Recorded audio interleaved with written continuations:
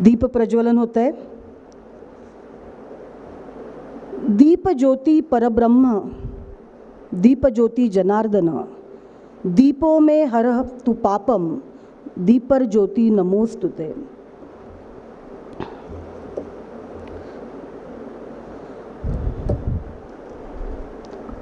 महात्मा गांधीजींच्या पुतळ्यास पुष्पार्पण होत आहे. सगळ्यांना एक विनंती आहे की आपले मोबाईल फोन्स आपण सायलेंट मोडवर ठेवावे.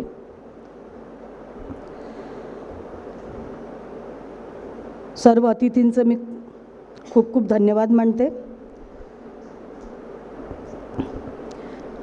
कार्यक्रमाच्या प्रोटोकॉलमध्ये वेळेअभावी थोडासा बदल झालेला आहे.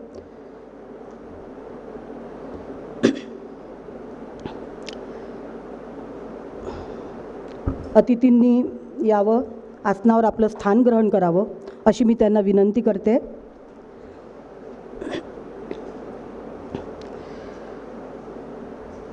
डॉक्टर संजय दुधे, प्रकुलगुरू, रातुम नागपूर विद्यापीठ नागपूर, यांना मी आजच्या कार्यक्रमाचं अध्यक्षस्थान भूषवावं अशी विनंती करते.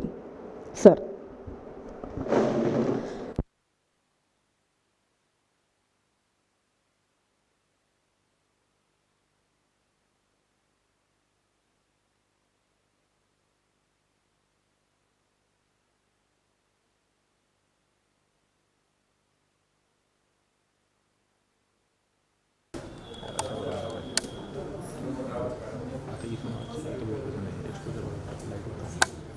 आज प्रामुख्याने उपस्थित डॉक्टर दत्तात्रय वाटमोडे सर, अधिष्ठाता मानवीय विज्ञान शाखा, राष्ट्रसंत तुकडोजी महाराज नागपूर विद्यापीठ नागपूर. आजचे सन्माननीय वक्ते डॉक्टर रवींद्र रुक्मिणी पंढरीनाथ आणि आमचे विभाग प्रमुख आदरणीय प्राध्यापक प्रमुख वाटकर सर यांचं सर्वप्रथम मी शब्दसुमनांनी स्वागत करतो. विद्यार्थी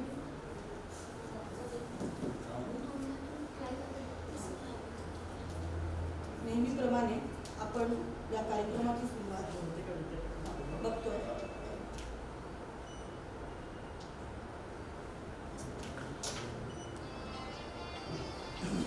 मी सगळ्यांना विनंती करते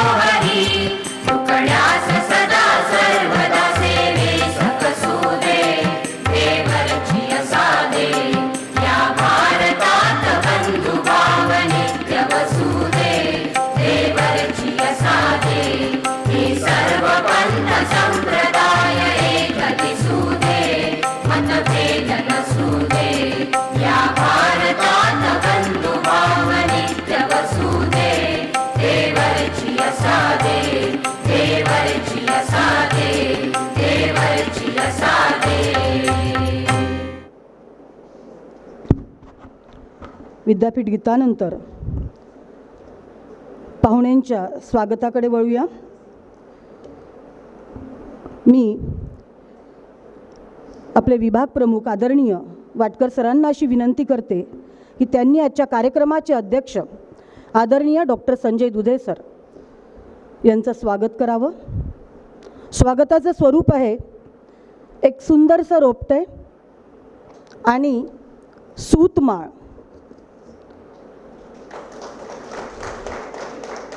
आजचा जो विषय आहे गांधी विचार आणि विज्ञान व तंत्रज्ञान, तर विज्ञान तंत्रज्ञानामध्ये पर्यावरणही येतं. तर असंच गिफ्ट आपण पाहुण्यांना देतो आहे. डॉक्टर दत्तात्रय वाटमोडे सर यांचं स्वागत सर करत आहेत.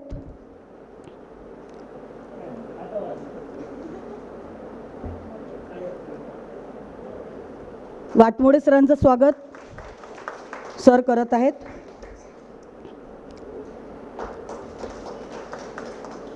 यानंतर आजचे वक्ते आदरणीय डॉक्टर रवींद्र रुक्मिणी पंढरीनाथ यांचं सुद्धा इथे स्वागत होत आहे. रोपटं आणि सूतमाळ देऊन रोपट्यांविषयी तेच सांगते की जे गिफ्ट आपण देतो आहे ते पर्यावरणपूरक आहे. हाच गांधीजींचा विचार आपल्याला समोर न्यायचा आहे. धन्यवाद सर. आजच्या कार्यक्रमाचे अध्यक्ष आदरणीय डॉक्टर संजय दुधे सर, प्रकुलगुरू राष्ट्रसंत तुकडोजी महाराज नागपूर विद्यापीठ नागपूर. त्याचप्रमाणे आदरणीय डॉक्टर दत्तात्रय वाटमोडे सर, अधिष्ठाता मानव्य विज्ञान शाखा राष्ट्रसंत तुकडोजी महाराज नागपूर विद्यापीठ नागपूर. विद्यापीठातील विविध विषयांचे विभाग प्रमुख, संलग्नित महाविद्यालयांचे संचालक, प्राचार्य, प्राध्यापक मंडळी, विद्यापीठातील अधिकारी वर्ग, शिक्षकेतर कर्मचारी वर्ग, सर्व निमंत्रित मंडळी, विद्यार्थी बंधू आणि भगिनींनो, मी डॉक्टर स्मिता नहातकर, स्नातकोत्तर गांधी विचारधारा विभागातर्फे सर्वांचं इथे मनपूर्वक स्वागत करते आहे. महात्मा गांधीजींचे विचार व तत्त्वज्ञान लोकांपर्यंत पोहोचवण्याच्या दृष्टीने दरवर्षी ही स्मृती व्याख्यानमाला विद्यापीठातर्फे आयोजित केली जाते. या व्याख्यानमालेसाठी एक विशेष गोष्ट म्हणजे या व्याख्यानमालेसाठी जो दाननिधी दिलेला आहे तो स्वर्गीय डॉक्टर वसंत वांकर यांच्याकडून विद्यापीठाला मिळालेला आहे. आणि याच्यातूनच दरवर्षी ही व्याख्यानमाला विद्यापीठ आयोजित करीत असतं. आणि याच व्याख्यानमालेतील एक पुष्प आज आपण येथे गुंफत आहोत. मी आदरणीय वाटकर सरांना इथे आमंत्रित करते की त्यांनी आजच्या कार्यक्रमाचं प्रास्ताविक करावं. वाटकर सर.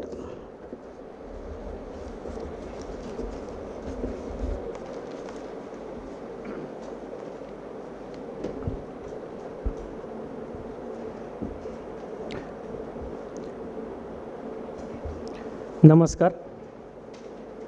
महात्मा गांधी स्मृती व्याख्यानमाला 2022-23च्या अनुषंगाने आज दिनांक 25/3/2023ला आयोजित या व्याख्यान कार्यक्रमासाठी लाभलेले कार्यक्रमाचे अध्यक्ष माननीय डॉक्टर संजय दुधे सर, प्रकुलगुरू राष्ट्रसंत तुकडोजी महाराज नागपूर विद्यापीठ.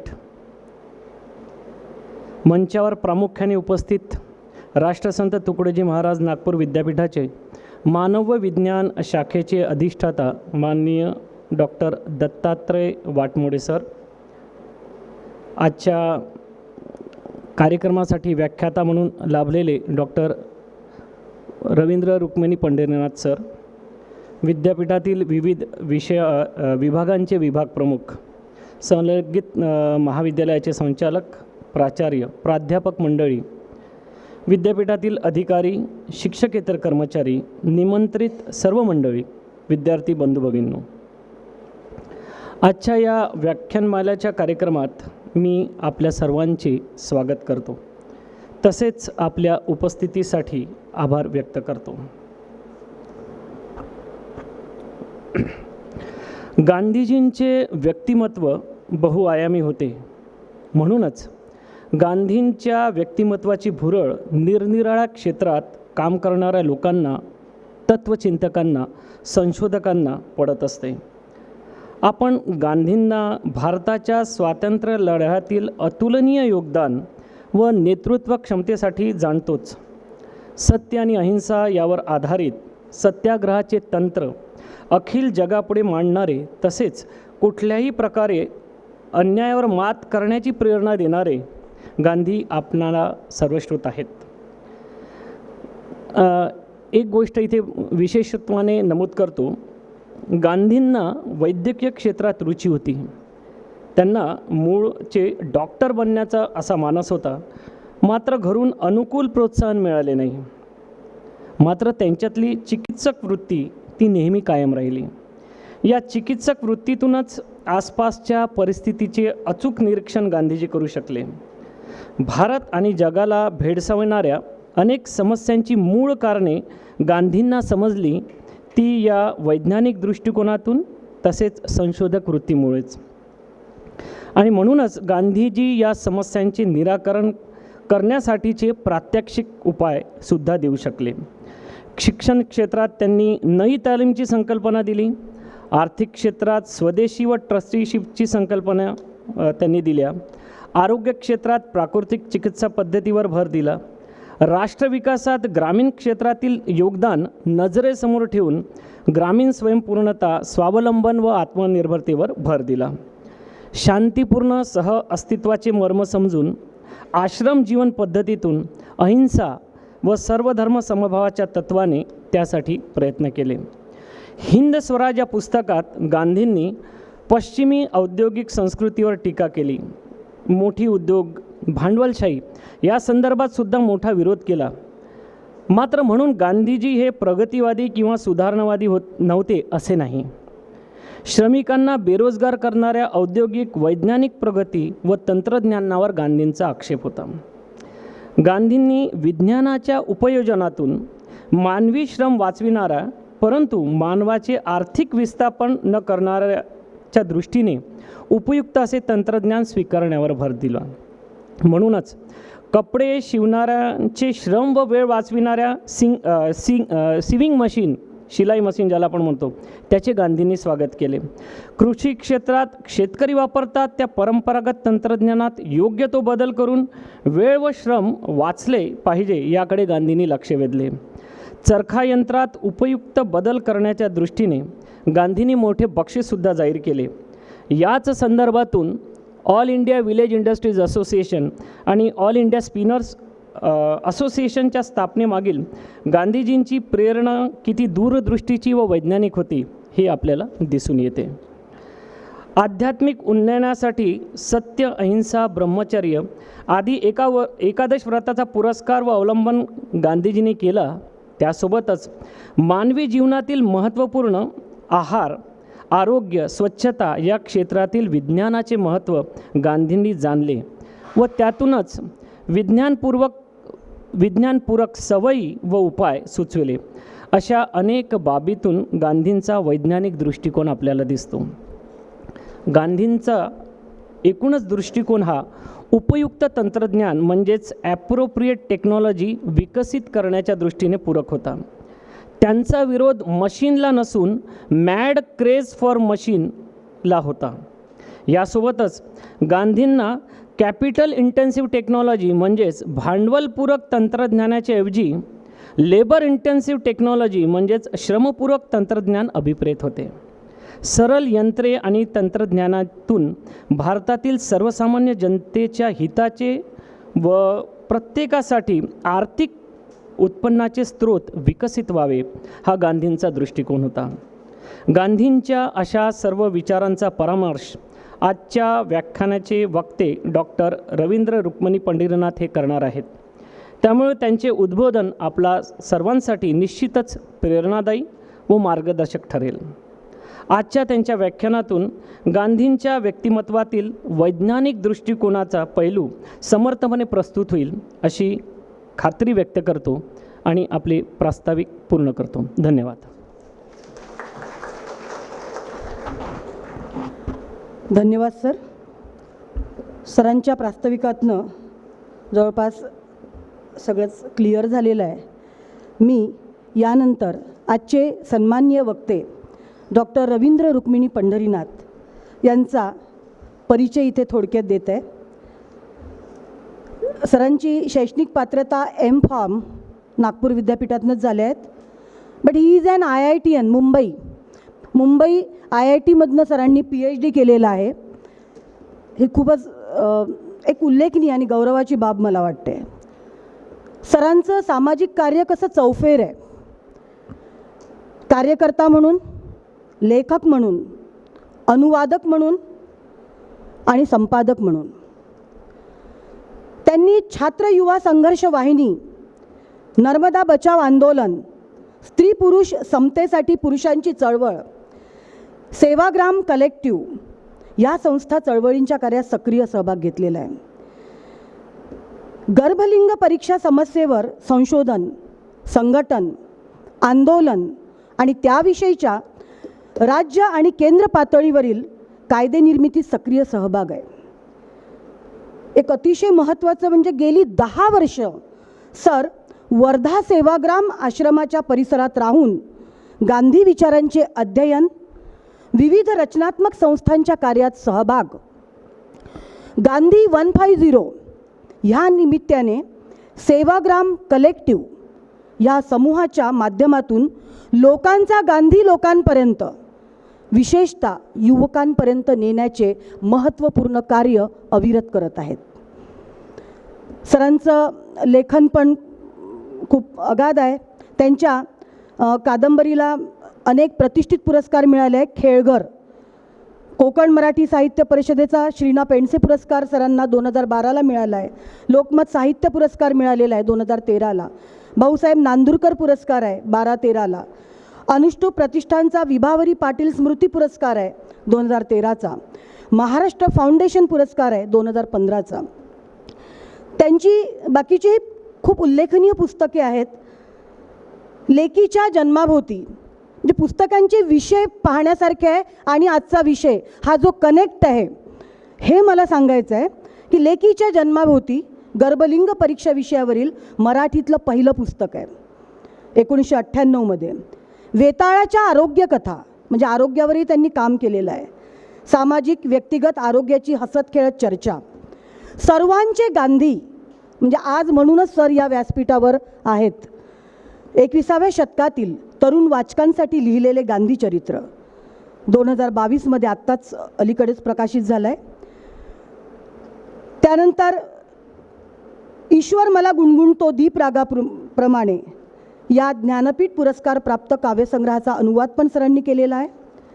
सरांचं स्तंभलेखन द इंडिपेंडंट, साप्ताहिक सकाळमध्ये वेताळाच्या आरोग्यकथा, दैनिक प्रहारमध्ये आहे, लोकसत्तामध्ये विज्ञानभान हे सदर होतं, स्तंभ होता 2018मध्ये. परग्रहावरून पत्र दिव्य मराठीमध्ये 2022चंच आहे. त्यांचे भरपूर लेखन आहे आणि जवळपास महाराष्ट्रातल्या सगळ्याच म्हणजे मला वाटतं भारतातल्या, महाराष्ट्रातल्याच नाही मी चुकते आहे, भारतातल्या सगळ्या लिडिंग न्यूजपेपरमध्ये आणि मासिकांमध्ये, साप्ताहिकांमध्ये सरांचं लेखन आहे. सरांचं जे संपादन काम आहे त्याच्यात सायन्स फॉर विलेजेस हे मासिक सांगण्यासारखं आहे. आजचा सुधारक हे सुद्धा मासिक त्याचं संपादन सरांनी केलं आहे. पुरुष स्पंदन, सर्वंकष सरांनी सहसंपादनसुद्धा केलेलं आहे. Breaking the molds books for change 2007मध्ये. डार्विन आणि जीवसृष्टीचे रहस्य हे सुद्धा प्रकाशित झालं आहे सरांचं. प्रश्न पुरुष भाणाचे त्यांची येणारी काही पुस्तकं आहेत त्यात विज्ञानभान, समकालीन, परग्रहावरून पत्र हे सर्व विज्ञानाशी निगडीत पुस्तकं आहेत. सरांचे बहुमान आणि नियुक्त्या सांगण्यासारख्या आहेत.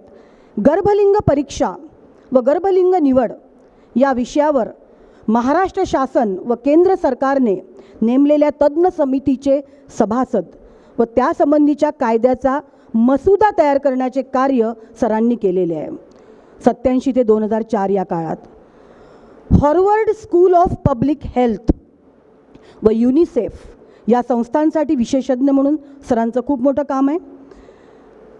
महाराष्ट्र शासनाच्या विश्वकोश निर्मिती मंडळाचे सभासद आहेत सर आत्ताच 2022मध्ये. महाराष्ट्र राज्याच्या राजर्षी शाहू चरित्र साधने प्रकाशन समितीचे सुद्धा सर सभासद आहेत 2022मध्येच. सरांचा परिचय तसा खूप मोठा आहे, मी खूप कट शॉर्ट करून सांगितलेला आहे. विज्ञानाचा प्रचार व प्रसार करण्याचे कार्य तसेच गांधी विचार आजच्या पिढीपर्यंत पोहोचवण्याचे खूप मोठे कार्य सर आपण करत आहात. मी आजच्या कार्यक्रमाचे अध्यक्ष आदरणीय संजय दुधे सरांना विनंती करते की त्यांनी सरांचा सत्कार करावा. डॉक्टर रवींद्र रुक्मिणी पंढरीनाथ सर यांचा सत्कार होतो आहे.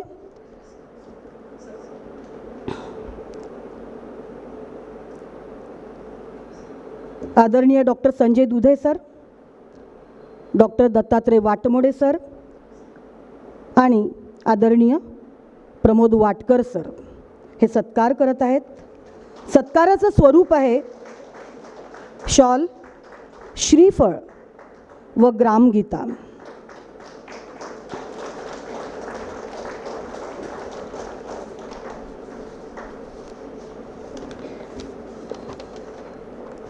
मी या सत्कारानंतर सरांना इथे विनंती करते आहे की त्यांनी आम्हा सर्वांना जे ऐकायचं आहे, जो विषय आहे विज्ञान तंत्रज्ञान व गांधी विचार, तो आमच्यापर्यंत पोहोचवावा. सर.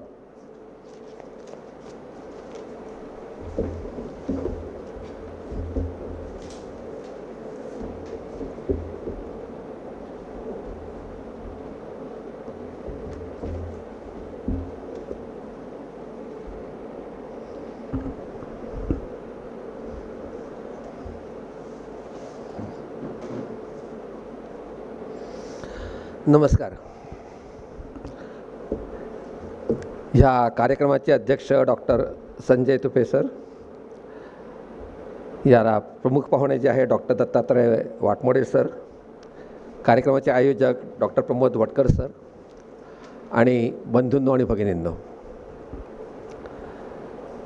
सर्वप्रथम गांधींचा विज्ञान तंत्रज्ञान विषयक भूमिका ज्यांना भारतात नव्हे जगात सगळ्यात आधी कळली, आकळली आणि गांधींचा तो विचार त्यांनी समोर नेला ते डॉक्टर JC कुमारप्पा, आणि त्याचं प्रत्यक्ष रूपांतर गावागावात व्हावं म्हणून झटणारे राष्ट्रसंत तुकडोजी महाराज, ह्या दोघांच्या स्मृतीला मी आधी वंदन करतो आणि माझ्या भाषणाला प्रारंभ करतो. मला तुम्ही या अतिशय महत्त्वाच्या आणि दुर्लक्षित विषयावर बोलण्यासाठी निमंत्रण दिलं, याबद्दल मी खूप कृतज्ञ आहे.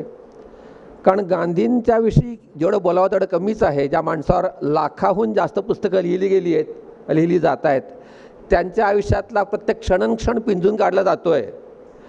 अशा माणसाच्या अनेक गोष्टींबद्दल खूप चर्चा झालेली आणि होत राहील पुढे. सत्याग्रह असेल, अहिंसा असेल, अगदी त्यांच्या ब्रह्मचर्याच्या प्रयोगाबद्दलही उलटसुलट चर्चा सुरू आहेत, पण चर्चा आहेत, अभ्यास होतो आहे. त्यांच्या आयुष्यातील आणि त्यांच्या विचारातील सगळ्यात दुर्लक्षित किंवा सर्वात जास्त विवादास्पद आणि ज्याची दुसरी बाजू फारशी समोर आली नाही तो पैलू म्हणजे विज्ञान तंत्रज्ञान, महात्मा गांधी आणि महात्मा गांधींचं तत्त्वज्ञान. गांधी ही व्यक्ती आणि त्यांचा विचार ह्याचा विज्ञानाशी संबंध काय, तंत्रज्ञानाविषयी त्यांना काय वाटत होतं, समाजातल्या विकासाच्या भूमिकेविषयी त्यांची काय संकल्पना होती, आजचे आणि उद्याचे प्रश्न ह्याबद्दल त्यांना काय म्हणायचं होतं, विज्ञान म्हणजे काय, वैज्ञानिक पद्धती म्हणजे काय, ह्याबद्दल त्यांचं काय आकलन होतं, ह्या गोष्टीविषयी फारसं बोललं जात नाही. आपल्या सगळ्यांच्या डोक्यात एक काही ठराविक इमेजेस आहेत. एक म्हणजे आपल्या ते हिंद स्वराज्यामध्ये माहीत आहे, ते रेल्वेमुळे रोगराई वाढते असं म्हणणारे गांधी. नंतर यंत्रसामुग्री हे सगळ्यात मोठं आधुनिक सभ्यतेचं पाप आहे हे त्यांनी सांगून ठेवलेलं आहे, ते आपल्याला अगदी सगळ्यांना आठवतं. आणि हे सगळं माहीत असताना आणि त्यांचे काही विधानं आपल्याला अगदी ठळक कोरली गेलेली आहेत. आणि मला असं वाटतं पहिली गोष्ट मी असं सांगू इच्छितो की मी विज्ञानाचा विद्यार्थी आहे आणि विज्ञान समजून घेण्याचा विचार करणारा एक माणूस आहे. वैज्ञानिक पद्धतीचा अवलंब करू पाहणारा एक व्यक्ती म्हणून मी या साऱ्याकडे बघतो. माझी सुरुवात गांधींचा द्वेषातून झाली. मग बराच काळ आयुष्यात मी गांधी विरोधक होतो. आताही मी स्वतःला काही गांधींचा अनुयायी म्हणू शकत नाही, कारण गांधी विचारकही म्हणू शकत नाही. मी समजून घेतो गोष्टींना. पण अलीकडच्या काळात माझ्या मनात जे काही सगळं अभ्यासात ज्या काही गोष्टी बदलल्या आणि लक्षात आल्या काही गोष्टी, त्यासमोर मी तुमच्यासमोर मांडण्याचा प्रयत्न करणार आहे. आणि ह्यात मला असं वाटतं की गांधींनी सांगितल्याप्रमाणे आपण सगळे सत्याच्या वाटेवरचे वाटसरू आहोत. मला जे काही आज सत्य सापडलं ते तुम्हाला सांगतोय, उद्या ते बदलू शकतं आणि ते मी स्वीकारेन. कारण गांधीजी म्हणायचे असं मलाही असं वाटतं की नवीन तथ्य समोर आलं की माझी भूमिका मी बदलतो. तुम्ही बदलता की नाही हा तुमचा प्रश्न आहे. पण वैज्ञानिकाला असं तसं धरून चालावं लागणार आहे. आणि म्हणून गांधींची तरफदारी करणं हे माझं काम नाही आहे. त्याला माझी गरजच नाही. गांधी एवढे मोठे की त्यांची कोणी तरफदारी करायची गरज नाही आहे. त्याचसोबत असं मला असं वाटते की आहे काय नेमकं समजून घेणं आजच्या काळामध्ये, हे समजून घेणं फार महत्त्वाचं आहे. आणि गांधींविषयी एवढे गैरसमज आहे, कारण गांधीजी तंत्रज्ञानाचे विरोधक होते, विज्ञान विरोधी होते. ते आतला आवाज ऐकायचे. ते वैज्ञानिकावर विश्वास त्यांचा नव्हता, विज्ञानावर विश्वास नव्हता. ते आधुनिक वैद्यक नाकारून निसर्गोपचारासारखे प्रयोग करायचे, म्हणजे छाचूगिरी होती त्यांच्यामध्ये. असे अनेक त्यांच्यावर आरोप झाले आणि आपल्या डोक्यात ती इमेज अगदी घट्ट बसलेली आहे. आता ही का बसली आहे त्याचा आपण नंतर विचार करू. मला आजचा कॉन्टेक्स्ट महत्त्वाचा वाटतो. आज आपण विज्ञान तंत्रज्ञानाच्या चरम अवस्थेला आपला समाज पोहोचतो आहे. याचा अर्थ विज्ञान तंत्रज्ञानाच्या चरमावस्था म्हणजे आपल्या इथे फुटाळ्याला जे काही रंगीत संगीत कारंजे आहे किंवा मेट्रो किंवा महामार्ग हे मोठे सिम्बॉल्स नाही, आपण लक्षात घ्यावं. तंत्रज्ञानाची झेप कुठे आज, तर तुम्ही ChatGPTवर वाचलं असेल अलीकडच्या काळामध्ये. आजचा काळ हा आर्टिफिशियल इंटेलिजन्स, कृत्रिम प्रज्ञेचा, 3D प्रिंटिंगचा, अशा प्रकारच्या अत्याधुनिक तंत्रज्ञानाचा आहे. त्याचं थोडं उदाहरण काय होऊ शकतं त्याच्यामध्ये. नुकतंच मध्यंतरी असा लंडनला एक कार्यक्रम त्यांनी झाला होता की राणीच्या, जी पहिली राणी होती व्हिक्टोरिया राणीच्या याला राज्याभिषेकाला 100 वर्ष पूर्ण झाली, म्हणून लंडनच्या रस्त्यावरनं एक त्या काळचा 100 वर्षापूर्वीचं एक चित्रच लोकांना दिसलं की चांदीच्या रथात बसलेली तरुण अशी व्हिक्टोरिया राणी त्यात बसलेली आहे आणि तो रथ रस्त्यावरनं चालल्याने ते लोकांना नमस्कार करते. एव्हरीथिंग इज क्रिएटेड आर्टिफिशियली आणि ते जिवंत माणसाचं चित्र दिसतंय. जी राणी केव्हाच मेलेली आहे ती तिच्या तरुण काळात कशी दिसत असेल, कशी त्या वावरलं असेल, ते चित्र आज साकार होतं आहे. म्हणजे आपलं उदाहरण द्यायचं झालं तर उद्या ऋतिक रोशन आणि मधुबाला हे कुठलं तरी एखादं गाणं की हिंदी सिनेमाचं गाणं म्हणतायत, असं प्रत्यक्ष चित्रपट आपल्याला पाहता मिळू शकतो. किंवा सरांना आता पुढच्या काही वर्षानंतर कोणत्या भाषणाची गरज नाही, ChatGPTला सांगायचं गांधी विज्ञान तंत्रज्ञान बोल, तो बरोबर ठेवलं तर 10 मिनिटात नोट्स काढून 2 तासाचं प्रेझेंटेशन देऊ शकेल. प्रश्न असा आहे की तो माझ्याहून किंवा अभ्यासकाहून चांगलं देईल की नाही, हा सध्या प्रश्न आहे फक्त. तर मी यासाठी म्हणतो की आजचा जो काळ आहे ज्याच्यामध्ये कृत्रिम प्रज्ञा ही माणसाची कॉम्पीट करते आहे आणि 2045 साली कृत्रिम प्रज्ञा ही मानवी प्रज्ञेच्या पलीकडे जाईल, हे असं भाकीत केलेलं आहे. आणि तो भाकीत करणारा माणूस हा कोणी साधासुद्धा नाही. त्याचं नाव आहे रे कुर्झवेल. गुगलच्या इंजिनिअरिंगचा हेड असा तो माणूस आहे. आणि त्या माणसाने असे काही प्रेडिक्शन्स केलेले. अशा काळामध्ये विज्ञान तंत्रज्ञान एवढं पुढे जाते त्यामुळे असंख्य प्रश्न निर्माण होणार आहेत. पर्यावरणाचे, हवामान बदलाचे प्रश्न आज आपल्याला जाणवताच आहेत. अशा कॉन्टेक्स्टमध्ये गांधींचं काय म्हणणं आहे हे आपण समजून घ्यायला हवं. मी माझा मुख्य भर त्याच्यावर देणार आहे. आता पहिली गोष्ट की गांधींविषयी एवढे जे गैरसमज निर्माण झाले आहेत, आपण गैरसमज किंवा समज जे काय असतील ते, त्याला कारण काय बाबा. पहिलं कारण गांधी हा माणूस स्वतः. कारण त्यांनी भूमिका इतक्यांदा बदलत राहिल्या त्यांच्या की आपल्याला कळत नाही की काय नेमकं गांधींना म्हणायचं होतं. आणि ते सरळ म्हणायचे की माझी जी काही, मी सत्याचा उपासक आहे, मला आज जे नवीन प्रतीत होतं ते मी मांडतो, माझं मागचं विसरून जातो मी. पण गांधींची भूमिका बदलत राहिली. दुसरीकडे त्यांनी अतिशय कडक भाषा वापरून आधुनिक तंत्रज्ञानाचा आणि पाश्चात्य सभ्यतेचा एकदम धिक्कार केलेला आहे. ते आपल्या सगळ्यांच्या समोर आहे. शिवाय आपण सगळेजण आता विकासाच्या मागे लागलेलो आहोत. विकास हे आपल्या सगळ्यांच्या जीवनाचं महत्त्वाची गोष्ट झाली आणि विकासाचं इंजिन म्हणजे तंत्रज्ञान. त्या तंत्रज्ञानाला विरोध करणारा गांधी किंवा गांधीवादी मंडळीसुद्धा त्या आपल्या जे काही विकासाचे आराखडे येतात त्याच्या विरोधात उभे राहणार हीच पर्यावरणवादी गांधीवादी मंडळी असतात की तो रस्ता एवढा 6 पटी कशाला करायला हवा, आमची झाडं कापू नका, किंवा जे काय असतील महाकाय प्रकल्पांचं काय होतं म्हणणारे. तर आपल्याला ते काही आजचा सुशिक्षित मध्यमवर्ग आला ते काही फारसं पटणारी गोष्ट नाही आहे, ही एक गोष्ट आहे. आणि झालं असं मुळामध्ये आपण सगळीच्या सगळी पिढी ही युरोप केंद्रीय विचार प्रणालीची आपण सगळे शिकार आहोत. भारताचं मुळातलं काय विचार होता किंवा काहीतरी प्रत्येक देशाचं एक स्पिरिट असतं ते आपण केव्हाच गमावून बसलो आहोत. परंपरेशी आपलं नातं तुटलेलं आहे आणि म्हणून आपण विचारसुद्धा त्या पद्धतीने करतो. आता सोशल सायन्सेसमधला विचार कसा असतो आपला, तर आपण कसं करतो, एखाद्या जज कोटेशन, अमुक माणूस काय म्हणाला इंटू कोटेशन मार्क्स ते वागा, त्याचं अनालिसिस केलं म्हणजे तो माणूस त्याची पोझिशन काय ते आपण ठरवायचं. मग एक एक वाक्य आपण घेऊन गांधींना असं पाहत राहतो.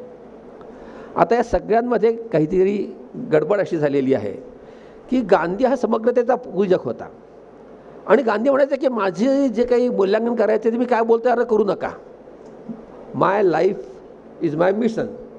तर मी काय जगलो, मी काय काम केलं यावर माझं मूल्यांकन करा असं म्हणणाऱ्या माणसाचं तो कोठी काय बोलला याच्यावर मूल्यांकन करणं मला मुळात चुकीचं आहे. त्यांनी काय प्रत्यक्षात साध्य केलं. दुसरी गोष्ट लक्षात घ्यायला हवी की कॉन्टेक्स्ट कोणता होता. गांधी एखादं वाक्य केव्हा कोणाला उद्देशून कोणत्या उद्देशाने म्हणाले हे फार महत्त्वाचं आहे. ते जर आपण बारकाईने पाहिलं तर मला वाटतं ह्यातल्या बऱ्याचसा जो धुकं आहे ना ते आपलं विरून जायला काही हरकत नाही आहे. तर या सगळ्यामध्ये आपण म्हणतो गांधींच्या विषयी जे काय कोण मानलं जातं की मुख्यतः असे त्यांच्यावर आरोप आहेत. बरं, गंमत अशी की या सगळ्यामध्ये गांधी एकटे आहेत. म्हणजे हिंदू मुसलमान प्रश्नावर बहुतेक लोक म्हणजे नेहरूंपासून सुभाषचंद्र त्यांच्यासोबत आहेत, सत्याग्रहात काही लोक त्यांच्यासोबत आहेत, विज्ञान तंत्रज्ञानाच्या बाबतीमध्ये मार्क्सवादी, समाजवादी, सगळे आधुनिकतावादी माणसं आणि जे काही व्यवस्थेचे समर्थक, कॅपिटलिझमचे समर्थक, ते सगळे गांधींच्या विरोधात आहेत. मी म्हटलं त्याप्रमाणे फक्त कुमारप्पासोबत आहेत. तर झालं असं याच्यामध्ये की गांधींची तत्त्व ही तर्क, प्रयोग, पुराव्याधारित निष्कर्ष ह्यापेक्षा आतल्या वादाला गांधी महत्त्व देतात. नेहरूंनी सारखा त्यांचा म्हणजे नेहरू काय, टागोर काय, मेघनाथ सहा काय, हे सगळी माणसं गांधींच्या विरोधात उभे आहेत. नेहरू म्हणतात की गांधींना साध्या शेतकरी आयुष्याचं फार कौतुक होतं, त्याचं ते फार गौरवीकरण आणि उदात्तीकरण केलं आहे आणि गरिबीचं उदात्तीकरण मला मान्य नाही आहे. कारण विकासातनं तंत्रज्ञानातच खरा संपत्तीची निर्मिती होते, गांधींचा वर्ग त्यासाठी उपयोग नाही आहे. असा आक्षेप घेतला जातो की गांधींकडे जायचं म्हणजे उद्योगाकडे पाठ फिरवायची आणि तुम्ही परत निसर्गाकडे म्हणजे आपण त्या गुहेतल्या अवस्थेकडे परत जावं लागेल. असं कोणताही माणूस परत जात नसतो, विकासाचा उलटा जात नसतो. तंत्रज्ञानामध्ये जी क्षमता आहे संपत्ती निर्माण करण्याची त्याच्याकडे गांधींनी दुर्लक्ष केलं आणि त्याच्या मुळाशी काय जे आहे माणसाला, की माणसाला आनंदात राहावं असं वाटतं, त्याला कम्फर्ट हवा असतो, हे सगळ्या मानवी प्रेरणेकडे गांधीजी दुर्लक्ष करतात. असं सगळं आता पण त्यांच्यावरचं आरोपपत्र आपण आधी लक्षात घेऊया. आणि हे सगळं झाल्यावर काही गोष्टी आपण लक्षात घेऊया. पहिली गोष्ट म्हणजे गांधींचा विरोध जो आधुनिकतेला आहे, आधुनिक तंत्रज्ञानाला आहे, युरोपीय व्यवस्थेला आहे, हे अपरिचयातून झालेलं नाही, अतिपरिचय आहे. म्हणजे गांधींच्या इतकं पाश्चात्य जगाला कोणीही समजून घेतलेलं नाही. त्या काळात मला वाटतं 1895 पासून ते 1925च्या आसपास म्हणजे त्यांचं वास्तव्य आशिया, युरोप आणि आफ्रिका 3 खंडात त्यांनी वास्तव्य केलं. कमीत कमी त्या काळामध्ये विमान होतं तर बोटीने 15दा परदेश प्रवास त्या माणसाने केलेला आहे. आणि त्या माणसाने आपल्याला असं वाटतं गांधींनी काय वापरलं आहे, तर त्यांना तंत्रज्ञानाचं बळ इतकं माहीत होतं की त्या माणसाने काहीतरी 100-150 माणसांसोबत कुठल्या तरी निर्जन एका दांडीच्या समुद्र किनाऱ्यावर काहीतरी सत्याग्रह केला आणि त्याची बातमी अख्ख्या जगभर पसरली. हे करणं म्हणजे कम्युनिकेशन टेक्नॉलॉजी कशी वापरायची. त्या काळात कुठेच व्हॉट्सॲप पण इतर माध्यमं नव्हती अफवा किंवा चांगल्या बातम्या पसरवणारी, पण टेलिग्रामचा काय उपयोग होतो, त्यामुळे जगभर कशी बातमी जाते, याच्या प्रत्येक सत्याग्रहांची बातमी गांधींच्या ही जागतिक बातमी झाली आहे. तर गांधींच्या इतकं चांगलं कम्युनिकेशन टेक्नॉलॉजी कोणालाच माहीत नाही आहे. तुम्हाला आता जी सेवाग्राम आश्रमात तुम्ही गेला तर गांधींच्या बापूच्या कुटीच्या बाजूला एक छोटीशी कॅबिन आहे आणि तिथे एक जुना टेलिफोन आहे. ती हॉटलाईन होती, व्हॉइस रॉय आणि गांधींशी बोलायची. पण जर अशी वेळ आली की काहीतरी फार महत्त्वाच्या गोष्टी होणार आहे ते अगदी बोलावे, त्यामुळे त्यांनी प्रत्यक्ष बोलावं यासाठी ती हॉटलाईन केलेली आहे. त्याचा वापर गांधींना करायचा गांधींची संमती होती. एवढंच नाही तर असं म्हटलं जातं की एकेकाळी व्हॉइस रॉयच्या ऑफिसपेक्षा सेवाग्राम आश्रमाचं तारेचं बिल जास्त होतं. म्हणजे हे सगळं लक्षात घेतलं घ्या की हा माणूस कोण आहे, हा माणूस व्यवहार चतुर आहे, त्याला तंत्रज्ञान कसं वापरायचं माहीत आहे आणि कुठे कसं बोलायचं हेही माहीत आहे. तर हे आपण कॉन्टेक्स्ट लक्षात घेऊन आपण या गोष्टीचा पुढे आपण विचार केला पाहिजे. तर पहिला मुद्दा असा आहे की गांधींचा विरोध जो आहे तो विज्ञानाला आहे का तंत्रज्ञानाला आहे. आपण अजूनही हा फार बेसिक गोंधळ करतो. विज्ञान म्हणजे काय, तर समग्र मानवजातीने सृष्टीच्या जे काही ज्ञान संचित केलेलं आहे, कार्यकारण भाव समजून घेऊन त्याच्यामधला, तर त्याचा प्रत्येक क्षणी वाढणारा संचय जो आहे त्याला म्हणतो ठेवायला विज्ञान म्हणतो. आणि जी एक वैज्ञानिक पद्धती जी आहे प्रयोग करायची, त्याच्यात तटस्थपणे निष्कर्ष काढायची, त्याच्यातनं निरीक्षण करायचं, निष्कर्ष काढायची, ती एक वैज्ञानिक पद्धती ह्याच्या मुळाशी आहे. वैज्ञानिक आणि आपण समजतो तसं हे जी वैज्ञानिक पद्धतीची व्याख्या किंवा हे जी आपण म्हणतो ना, ही आता काही ती 16-17व्या शतकामधल्या युरोपमधून आलेली नाही आहे, तर 13व्या शतकातल्या अरबांकडनं आलेली आहे. तर मग हे गोष्ट लक्षात घ्यायला पाहिजे की वैज्ञानिक पद्धती ही काही आधुनिक नाही आहे. आणि आपण जर ते लावलं तर आपल्या प्राचीन विज्ञानामध्ये त्याच्या बरेचसे आपल्याला भाग दिसतील त्याच्यामध्ये. तर विज्ञान वेगळं आहे, वैज्ञानिक पद्धती वेगळी आहे आणि तंत्रज्ञान वेगळं आहे. तंत्रज्ञान हे उपयोजन आहे एखाद्या गोष्टीचं केलेलं, आणि तिथे माणसाचा मग त्याची जी काही व्हॅल्यू सिस्टीम आहे, त्याचे जे काही समज गैरसमज भूमिका ती तिथे येते. गांधींचा विरोध ह्या तंत्रज्ञानाला आहे, आधुनिक तंत्रज्ञानाला आहे, आणि त्याच्यामागे काहीतरी कारणंसुद्धा आहेत. पुन्हा आणखी एक कॉन्टेक्स्ट लक्षात घ्यायला पाहिजे की हे तंत्रज्ञान हे 20व्या शतकाच्या सुरुवातीचं तंत्रज्ञान आहे. भांडवलशाहीचा विकास फार झाला नव्हता. त्या काळामध्ये अतिशय निर्घृण पद्धतीने कच्चा माल किंवा निसर्गाचं दोहन करून, मजुराचं शोषण करून ते मोठाल्या अवजड उद्योग उभे होते त्या काळात. त्या काळातला कापड उद्योग जे होता तिथल्या काळामधल्या मजुरांची, इंग्लंडमधल्या मजुरांची परिस्थिती अतिशय वाईट होती. ते उघडं नागडं स्वरूप जे होतं भांडवलशाहीचं म्हणजे त्या काळामधलं, आणि तंत्रज्ञानाचं अनरिफाईंड स्वरूप होतं, त्या काळात आलेला क्रिटिक आहे. आजचा जो काही शोषण वगैरे जे आहे ते फार रिफाईंड आहे, नजरेआड आहे आपल्या, त्यामुळे आपल्याला ते कळूसुद्धा शकत नाही की असं काय म्हटलं जातं त्याच्यामध्ये. तर हे आपण लक्षात घ्यायला पाहिजे. तर आधी गांधींना असं विचारण्यात आलं होतं की तुम्ही सर्व प्रकारच्या तंत्रज्ञानाच्या विरोधात आहात का. तर गांधी होतं म्हणाले की असं कसं काय, हे कसं काय शक्य होईल. माणूस हे स्वतःच एक यंत्र आहे, दात करायची गाडी यंत्र आहे, अशा अनेक अनेक उपकरणांचा उपयोग करत असतो, मी कसा काय त्याचा विरोध करणार. मग म्हणे माझा विरोध यंत्राला नाही तर यंत्राच्या मागे धावण्याला आहे. सगळ्यात महत्त्वाचा आहे माणूस, आणि म्हणून त्या माणसाला उपयोगी काही यंत्र मला मान्य आहेत. तर मगाशी सारी सांगितलं उदाहरण सिंगरचं शिलाईचं मशीन, कारण त्यामुळे बाईचा लक्षात ठेवतो पुन्हा गांधींच्या विचाराचा केंद्रस्थानी इथली बाई आहे. आणि सिंगरचं मशीन त्यांना आवडायचं एक मोठं कारण असं होतं की सिंगर त्या माणसाने त्याला त्याची बायको, तिथे सगळ्यांना आपल्या बायकाही पूर्वीच्या काळात जे करायचं तर सतत त्यांना रफू हाताने शिवायचं काम करावं लागायचं, तिचे डोळे दुखून जायचे. आणि ह्या माणसाचं बायकोवर प्रचंड प्रेम होतं, तर बायकोचा त्रास कमी व्हावा ह्या प्रेरणेतनं त्याने ते मशीन शोधून काढलं, आणि म्हणून गांधींना त्याविषयी जास्त प्रेम होतं. आणि ड्रजरी म्हणजे कष्ट जे आहेत ना, ज्याच्यातून काही अनुत्पादक आणि त्रासदायक श्रम कमी व्हावं, हा तंत्रज्ञानाचा रोल त्यांना माहीत होता, तो त्यांना मान्यही होता. मग ते म्हणाले की तुम्हाला जर सिंगरचं मशीन अमुक आहे तमुक आहे, मग नेमकं तुम्ही सीमारेषा कुठे आखाल, कुठलं मान्य आहे कुठलं माहीत नाही तुम्हाला. तेवढं मला चरखा मान्य आहे, सिंगर मशीन मान्य आहे. मग ते म्हणतात की जेव्हा ते यंत्र व्यक्तीवर अतिक्रमण करेल, जेव्हा यंत्राने माणसाला अपंगत्व आणेल, तेव्हा मला यंत्र मान्य नाही आहे. ही त्यांची साधी व्याख्या आहे. आणि म्हणून मग ते म्हणाले की गरिबांचा उद्धाराची क्षमता तंत्रज्ञानामध्ये आहे असं रवींद्रनाथ टागोर त्यांना म्हणे तुम्ही तंत्रज्ञान नाकारता. तर गांधी अगदी स्पष्ट आहे त्या बाबतीमध्ये. ते म्हणतात की जो भौतिक विकास आहे ना त्याचं मला आकर्षण नाही आहे. भौतिक विकासाने जर आध्यात्मिक विकास, माणसाच्या आत्म्याचा विकास होत नसेल तर तो झूट आहे. त्यातनं काय होईल, माणसाला फक्त त्याला ऐशाराम हवासा वाटेल, तो अधिक इंद्रियांचा गुलाम होईल, त्याची उन्नती होणार नाही. माणसाची उत्क्रांती जशी होते आहे, प्रगती होते आहे, तसं आत्म्याची उत्क्रांती व्हायला हवी, आणि त्यात तुमचं तंत्रज्ञान यायला हवं. आता ह्याच्यामध्ये एका वाक्यात सांगायचं म्हणजे दादा धर्माधिकारी असं म्हणायचे की गांधी म्हणायचे की उपकरण हवं. यंत्र कसं हवं, तर उपकरण म्हणजे काय, एक्सटेन्शन ऑफ आर्म, हाताचं एक्सटेन्शन आहे. तुम्ही हात कापला तर ते यंत्र मान्य नाही. हाताची एफिशियन्सी वाढवणारं जे काही असेल यंत्र ते आम्हाला मान्य आहे, अशी गांधींची त्या काळातली भूमिका होती. त्यांनी असं मानलं.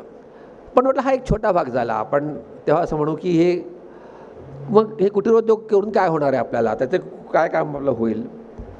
तर त्या काळात गांधींनी असं विचारण्यात आलं की तुम्हाला काय वाटतं चरखा काय आहे.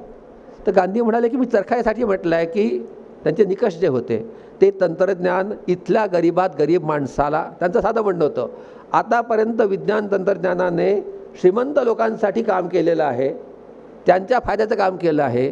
गावातल्या गरिबासाठी जे वापर जाईल ते तंत्रज्ञान मला हवं आहे. ते तंत्रज्ञान त्यांच्या आवाक्यातलं असावं, त्याच्यावर कंट्रोल त्यांचा असावा, त्यांचं नियंत्रण असायला हवं. म्हणजे त्याला दुरुस्त करायचं असेल काय ते गावाच्या गावात व्हायला हवं.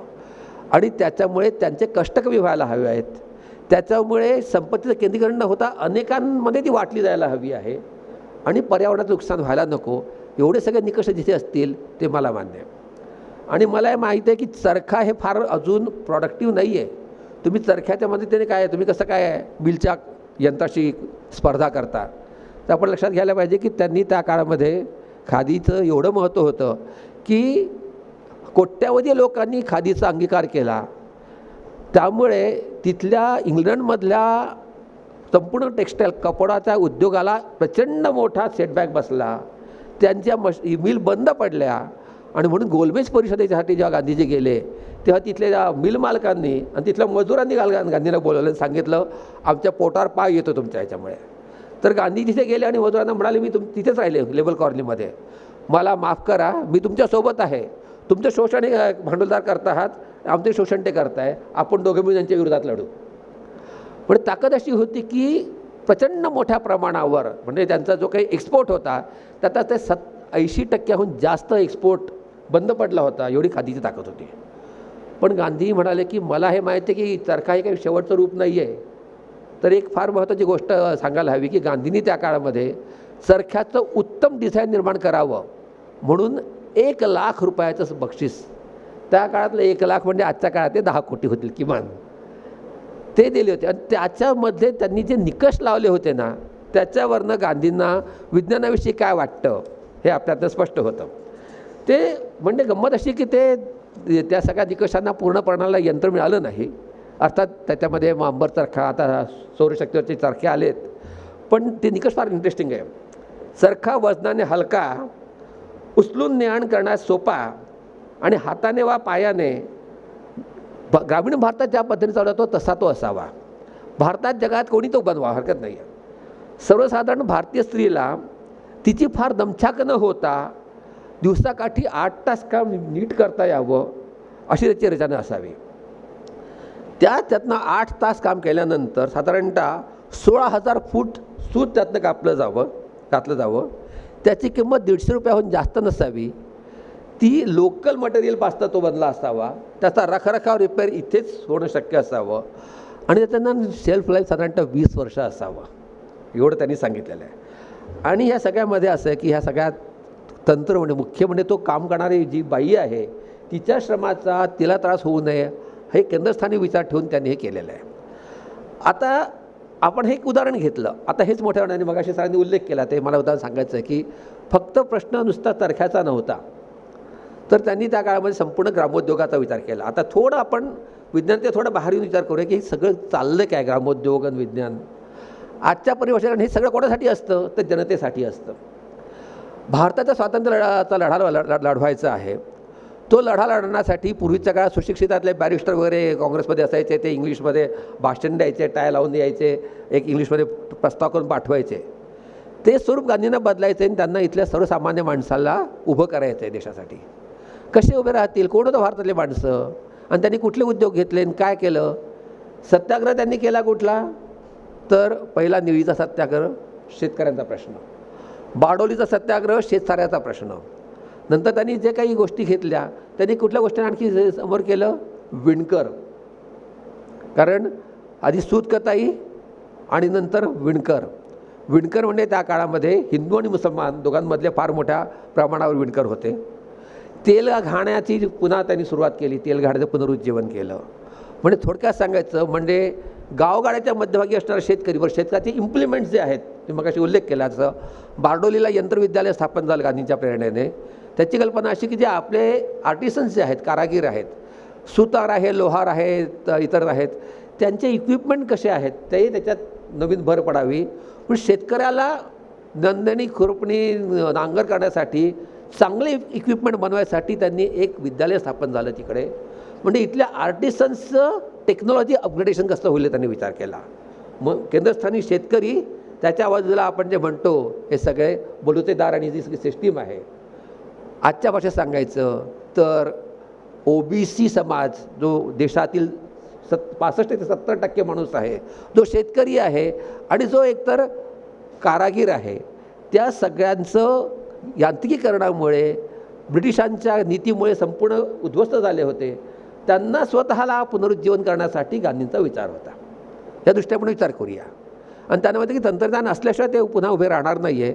उद्या ही माणसं आपल्या पार उभी राहिली, जे बाहेर फेकले गेलेत आर्थिक प्रक्रियेच्या, ते मेनस्ट्रीममध्ये आले, मुख्यधारेत आले, तर काय होईल? त्या माणसाला जर पैसे मिळाले, माणूस काय करतो, पोटाचा प्रश्न संपल्यानंतर तो नंतरच समाजकारणाकडे बघतो ना. त्यामुळे तुम्ही बघाल तर गांधींच्या राजकारणामध्ये शेतकरी आले, विणकर आले. आणि गंमत म्हणजे ज्या काळामध्ये जेव्हा प्रांतिकच्या निवडणुका झाल्या त्या काळात जिथे मुस्लिम लीगचं मेजॉरिटी होती अशा बहुतेक ठिकाणी जिथे मुस्लिम विणकर मोठ्या संख्येत होते त्या सगळ्या ठिकाणी काँग्रेस निवडून आली आहे. कारण काँग्रेस प्रश्न घेत होते विणकरांच्या अपग्रेडेशनचे, त्यांच्या मार्केटिंगचे. आणि मुस्लिम लीग प्रश्न घेत होती ते मजहब खतरे में ह्याचा. त्यामुळे तंत्रज्ञान कोणासाठी हा पण असा विचार केला पाहिजे की इथला जो बहुजन समाज होता त्याला मुख्यधारेत आणायचं, त्याचं आर्थिक उन्नयन करायचं आणि त्याला राजकारणाच्या प्रक्रियेत आणण्याचा हा एक महत्त्वाचा भाग होता. आपण ही समग्र दृष्टी आपण लक्षात नाही घेतली तर आपण गांधीचा कुठेतरी छोटा छोटा असा विचार करत राहू. आणि एवढंच नाही, गांधी फार इंटरेस्टिंग माणूस आहे. तेवढं तेलघाणी त्यांनी केलं. एवढंच नाही, त्यांनी सगळ्यांना इतकं की सोनारांचा त्यांनी विचार केला. म्हणजे त्यांनी अपील केलं आहे त्या काळातलं की बाबा बायकांना म्हणायचे की तुम्ही दागिने हलू नका. त्यांचं होतं तुमचे दागिने आहेत ते तुम्ही देशकार्याला आणून द्या. आणि तुम्हाला माहिती आहे की नेहरूंच्या स्वरूपराणीपासून हजारो बायकांनी आयुष्यातले आपले सगळे दागिने करून त्यांना दिले. तुम्हाला घालायचे असतील दागिने तर त्या काळची फॅशन होती आजच्याप्रमाणे की श्रीमंत बायका इम्पोर्ट करायचे दागिने. तर कमीत कमी इथल्या सोनारांचं स्किल शिल्लक राहावं आणि इथल्या सोनारांकडनं दागिने तुम्ही घडवून घ्या, परदेशातून मागवू नका. म्हणजे मग तो जो वस्त्रोद्योग आपला एक काळाचा मोठा असा होता की जो इंग्रजांच्या येण्यापूर्वी आपला 30% जगातला एक्सपोर्ट इथनं होत होता. त्यात मोठ्या व्हॅल्यू ॲडेड गुड्स आपल्याकडे होते, रेशीम उद्योग होता, वस्त्रोद्योग होता. तो जो नष्ट झाला त्याचं पुनरुज्जीवन करण्यासाठी गांधींचा हा सगळा विचार होता. आता हे सगळं करा नुसतं विचार करत नव्हते, हा गांधी प्रॅक्टिकल माणूस होता. त्यांनी त्या काळात अखिल भारतीय ग्रामोद्योग संघ याची स्थापना केली सेवाग्रामला. त्याचे मुख्य आधार होते JC कुमारप्पा. या कुमारप्पांबद्दल आणखी 2 गोष्टी सांगायला हव्या, कारण गांधींच्या शिष्यांमध्ये कुमारप्पांबद्दल कोणाला माहीत नाही आहे. सस्टेनेबल डेव्हलपमेंट हा शब्द आता UNमुळे सगळ्या जगभर चाललेला आहे. आणि आता आपण मधल्या काळात शूमाकर वगैरे जे स्मॉल इज ब्युटिफुल ऐकतो आहे. पण जगातील पर्यावरणवाद आणि सांगितलं अप्रोप्रिएट टेक्नॉलॉजी, समुचित तंत्रज्ञान, या सगळ्याचा उद्गाता जनक, ग्रीन टेक्नॉलॉजीचा उद्गाता आणि JC कुमारप्पा हा माणूस मुळातला ख्रिश्चन, एलिट ख्रिश्चन फॅमिलीमधून आलेला. अमेरिकेत जाऊन म्हणजे तो आधी CA झालेला, अमेरिकेतून टॅक्सेशनवर त्याने थिसिस लिहिलेला. त्यांचे गाईड म्हणजे डॉक्टर आंबेडकरांचे गाईड एकच होते. असा प्रचंड विद्वान माणूस. त्यांनी तिथे गेला अभ्यास केला, लक्षात आलं की टॅक्स जो काही जमा केला तो भारतातनं, तो सगळ्याचा सगळा इथल्या इंग्लंडमधल्या लोकांच्या चैनीसाठी वापरला जातो, त्यांच्या अधिकाऱ्यांसाठी, आणि रिटर्न्स काही जात नाही. हे त्याला अभ्यासातनं कळलं. मग तो परत आला म्हणायला लागले की हे सालं मांडलं पाहिजे, कोणातरी बोललं पाहिजे. एक म्हणून म्हणाले तो गांधी बाबा आहे ना त्याकडे जातो असं किती बोलत असतो. तर म्हणाले गांधींना भेटायला गेले हे. तर म्हणाले अरे गांधी म्हणे कोणी माहिती जमा केली नेहमीप्रमाणे. तर म्हणाले खादी विधी घालता बरं का ते, त्यांना असं काही आवडत नाही. हा माणूस इतका साहेबी होता, खादी भांडारात घ्या म्हणाला की मला टेलर कुठे, मला माप द्यायचं आहे. म्हणजे का बरं, मला ते गांधींना भेटा जायचं आहे, मला छानपैकी ते काय तुम्ही घालतात ना म्हणाले 3-4 मला ते कुर्ते आणि 3-4 धोत्राचं माप द्यायचं आहे म्हणे मला. आता धोत्राचं माप द्यायचा हा माणूस आला इतका साहेब होता की त्याला हे काहीच नव्हतं की धोतं कसं नेसतात.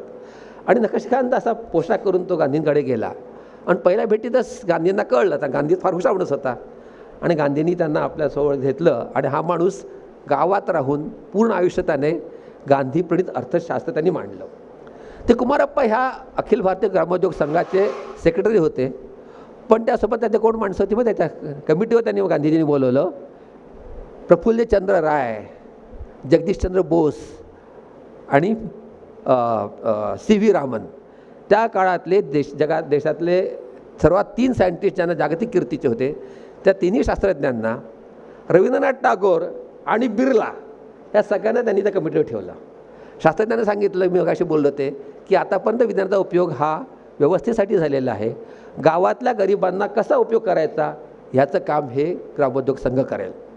आणि त्या ग्रामोद्योग संघाने बरंच काही केलं. तर आपल्याकडे फार वेळ काही बरेचशा गोष्टी घ्यायच्या आहेत, तर सांगतो की ग्रामोद्योग संघाचं आणि नंतरचं काय तुम्ही पाहिलं तर नवीन नवीन उद्योग निर्माण. आधी तुम्ही गेलात वर्ध्यामध्ये तर काही संस्था अजूनही ते अवशेष शिल्लक आहे, म्हणजे ती मोठी गडी होती त्याच्या काही ती बुरुज अजून शिल्लक आहेत. तिच्याला तुम्हाला कळेल की उद्या आपल्याला जो काही नवीन समाज निर्माण करायचा असेल त्याची मुळं तिथे आहेत. इथला बेरोजगारांना नवीन उद्योग कसा मिळेल, तर बाबा कसे नवीन उद्योग होतील. उदाहरणार्थ त्यांनी असं केलं की गावातल्या गरिबांचा प्रश्न काय, तर मातीची घरं असतात, पावसाळ्यात ते पडतात, तर त्यांना वॉटरप्रूफ कसं करायचं ते टेक्निक तिकडे वापरलं जातं. गरिबांच्या झोपड्यांना उन्हाळ्यात आगी लागतात, ते फायरप्रूफ करायचं अगदी सोपं टेक्निक आहे.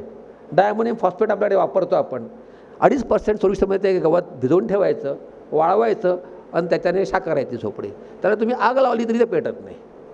ह्याच्यापासून ते हातकागद बनवणं असेल, बायोगॅस प्लॅन्ट असेल, असे अनेक तंत्रज्ञान तिथे नंतर विकसित झालेले आहे, ज्याचा उपयोग गावातल्या गरीबात गरीब माणसाला होऊ शकतो. अशा अर्थाने हा त्याचा एक भाग झाला. म्हणजे मी म्हणतो की गांधीजींना काय नेमकं अभिप्रेत होतं हे त्याच्यामधून थोडीशी कल्पना याच्यावर आपल्याला येऊ शकते. आता गंमत म्हणजे हे ग्रामोद्योगाविषयी झालं, पण त्याच्या पलीकडे काय व्हिजन असते. म्हणजे एक तंत्रज्ञान त्यांना काय हवं ते आपल्याला कळलं, पण व्हिजन नावाची गोष्ट की विज्ञान आणि तंत्रज्ञान हे उद्या त्याचा उपयोग कसा करायचा. म्हणजे पॉलिसी, सायन्स विषयक पॉलिसी काय असावी. तुम्ही फिक्की नाव ऐकलं का? फिक्की ऐकलं असेल, federation of Indian chamber of commerce and of India, काय कॉमर्स आणि इंडस्ट्रीजबद्दलचं आहे ते. तर उद्योग आणि व्यापार ह्याच्या जेवढ्या संघटना आहेत त्याची शिखर संस्था म्हणजे फिक्की.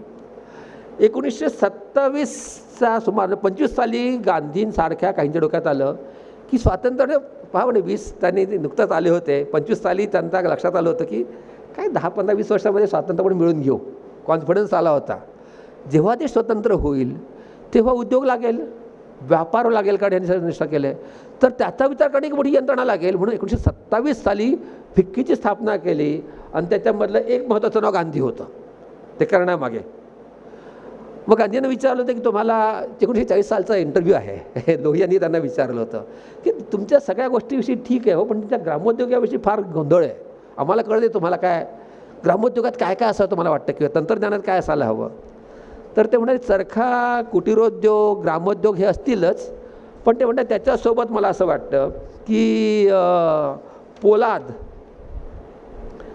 यंत्रनिर्मिती, वीज, जहाज बांधणी ह्या गोष्टी त्याच्या आसपास असतील, त्यासोबत असतील. म्हणजे फक्त छोटे कुटीरोद्योग नसतील, हे मोठ्या इंडस्ट्रीसुद्धा लागतील. त्यात त्यांनी पोलाद, ते टाटाची स्टील कंपनी पाहून आले होते आणि कौतुक त्यांनी केलं होतं. आणि यंत्रनिर्मिती करावी लागेल, मशीन टूल्स लागतील आणि इंटरेस्टिंग जहाज निर्मिती. आता कल्पना करा तेव्हा आपण पुन्हा आपल्याला इतर देशांचे व्यापार करायला जहाज लागतील. आणि म्हणून मजा अशी आहे की त्या काळामध्ये पहिली एक कंपनी स्थापन करण्यात आली, जहाज वाहतूक कंपनी, भारतीय माणसाने. त्याचं नाव तो V.O. चिदंबरम पिल्ले. तर त्या माणसाला फायनान्स मिळवून देण्यासाठी गांधींनी प्रयत्न केला कितीही करावा. दुर्दैवाने तो अटेम्प्ट फसला. म्हणून मग नंतर तुम्हाला अजून नाव नव्हतं झालं, सिंधिया स्टीम नेव्हिगेशन कंपनी याची कंपनी अजून अस्तित्वात आहे, नरोत्तम मुरारजी आणि वालचंद हिरा त्यांची. तर त्याच्या टेक्नॉलॉजी त्याला चांगली मिळावी, ती सस्टेनेबल व्हावी आणि त्याला पैसे मिळवून देण्याच्या कामामध्ये गांधींची भूमिका होती. म्हणजे जो माणूस आपल्याला असं वाटतो आहे की ज्याला काही फारसं जगाचं माहीत नाही आहे आणि मागे जाणारा माणूस आहे, त्याने पुढचा किती विचार केला होता. त्यात आणखी एक इंटरेस्टिंग उदाहरण सांगतो मी. रॉस बेसेट नावाच्या एका माणसाने महात्मा गांधी आणि MIT नावाचं एक पुस्तक लिहिलं आहे. तुम्ही MIT नाव आहे कसं, मॅसॅच्युसेट्स इन्स्टिट्यूट ऑफ टेक्नॉलॉजी. आज जगातली नंबर 1 तंत्रविज्ञानाची संस्था असेल, कोणाला विचारतात MIT इज नंबर 1. कित्येक त्या काळातसुद्धा होती. म्हणजे तुम्ही MITत गेलं तर तिथे एकाच वेळेस तुम्हाला एक कमीत कमी 20-25 नोबेल लॉरेट्स काम करताना दिसतील आणि त्यांच्या लॅबमध्ये पूर्वीच्या आता पण त्यांच्या 100-1 लोकांना नोबेल प्राईज मिळाले असतील. तर गांधींच्या लक्षात आलं की हे MIT सारख्या ठिकाणी त्यांनी गांधींना तिथे राहून सगळी माहिती होती. दांडी यात्रेत जेव्हा गांधी फिरत होते ते भाषणं द्यायचे, सगळं करायचे, सूत काढायचे, पण प्रत्येकासोबत बॉन्डिंगही त्यांचं होतं. त्यांच्यासोबतचे काही निवडक लोक होते.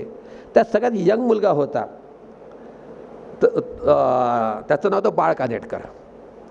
तो बाळ कानेटकर अतिशय बुद्धिमान मुलगा आणि गांधींच्या हाकेला ओ देऊन शाळा कॉलेज सोडून आलेला. काय करायचं पुढे? देशाची सेवा करणार. अरे म्हणे काय करणार? स्वातंत्र्य लढत राहणार. तुम्ही म्हणता ना असं जाईन.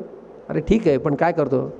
गांधींच्या लक्षात आलं की हा मुळात फार बुद्धिमान आणि वेगळा मुलगा आहे. त्यांनी सांगितलं, हे बघ, सत्याग्रह करायला वगैरे भरपूर माणसं इथे तू केलंस तर फार चांगली गोष्ट आहे, पण देशाला स्वातंत्र्य मिळणार आहे तर उद्या देशाला उत्तम तंत्रज्ञ लागतील. मला असं वाटतं की तू जगातल्या सर्वोत्कृष्ट संस्थेत जाऊन विज्ञानाचं शिक्षण घ्यावं, तंत्रज्ञान शिकावं. तुला MITला जायला आवडेल का? असं त्यांनी त्याला विचारलं. आणि गांधींनी एक पत्र पाठवलं आणि त्यांचे ते अमेरिकेतले कॉन्टॅक्ट आहे पत्र त्यांनी हे केलं, MITच्या डायरेक्टरला भेटले आणि त्या आधारावर बाळला कालेलकरला MITमध्ये प्रवेश मिळाला. त्याच्यानंतर सिलसिला सुरू झाला आणि अनेक मेधावी बुद्धिमान भारतीय तरुण MITत गांधींच्या शिफारसीवरनं गेले. त्यावरनं हे पुस्तक निर्माण झालं, MIT आणि महात्मा गांधी नावाचं. आता अशी उदाहरणं बरीच काही देता येते. मला वाटतं आपण त्याच्यामध्ये फारसं जाण्यात अर्थ नाही, पण एक कल्पना मला वाटतं आपल्याला याच्यातनं आलेली आहे. तर प्रश्न आहे की तंत्रज्ञानाविषयी त्यांची अशी भूमिका होती, विज्ञानाबद्दलचं होतं. तर आता विज्ञानाबद्दल असं आपल्याला सांगता येतं की विज्ञानाविषयी त्यांनी एक भूमिका मांडली पूर्ण. Science without humanity is one of the 7 त्यांनी सांगितले मोठे महापाप सांगितलेले. त्यातलं एक महापाप म्हणजे मानवतेविना विज्ञान. विज्ञान म्हणतं की आमची ताकद आहे, आम्ही न नैतिक आहोत, आम्ही कुठलीच भूमिका घेणार नाही, आम्ही फक्त आमचं काम शोध लावायचं, सृष्टीच्या रहस्याची उलगडा करायचा, त्याचा वापर कसा करायचा तो तुम्ही करा. म्हणजे सुरीने तुम्ही एखाद्याचा जीव घ्या किंवा ते सर्जनने जीव वाचवा, हा तुमच्यावर आहे. आणि वैज्ञानिकांची आवडती भूमिका आहे. गांधी म्हणतात की असं म्हणून तुम्हाला पळून जाता येणार नाही, तुम्ही जे काय करता त्याबद्दल तुम्हाला एक भूमिका घ्यावी लागेल की ह्या विज्ञानाचा वापर कसा करायला हवा आणि त्याचा वापर आणि मूळ तुमच्या मागे ती प्रेरणासुद्धा बहुजनांच्या हिताची असायला हवी, सर्वांच्या हिताची असायला हवी. आणि जोवर तुम्ही असं घेणार नाही तोवर जगातील व्हेस्टेड इंटरेस्ट जे सत्ता आहे त्याचा उपयोग लोकांच्या विरोधातच केला जाईल. आणि मग अण्वस्त्राचा जेव्हा प्रश्न आला ॲटम बॉम्बचा, तेव्हा हा प्रश्न ऐरणीवर आला. आईन्स्टाईनसारख्या माणसाला लक्षात आलं की आपण भूमिका न घेतल्यामुळे प्रश्न येतो आणि आईन्स्टाईननी आयुष्यभर याचा गिल्ट बाळगला याच्यानंतर.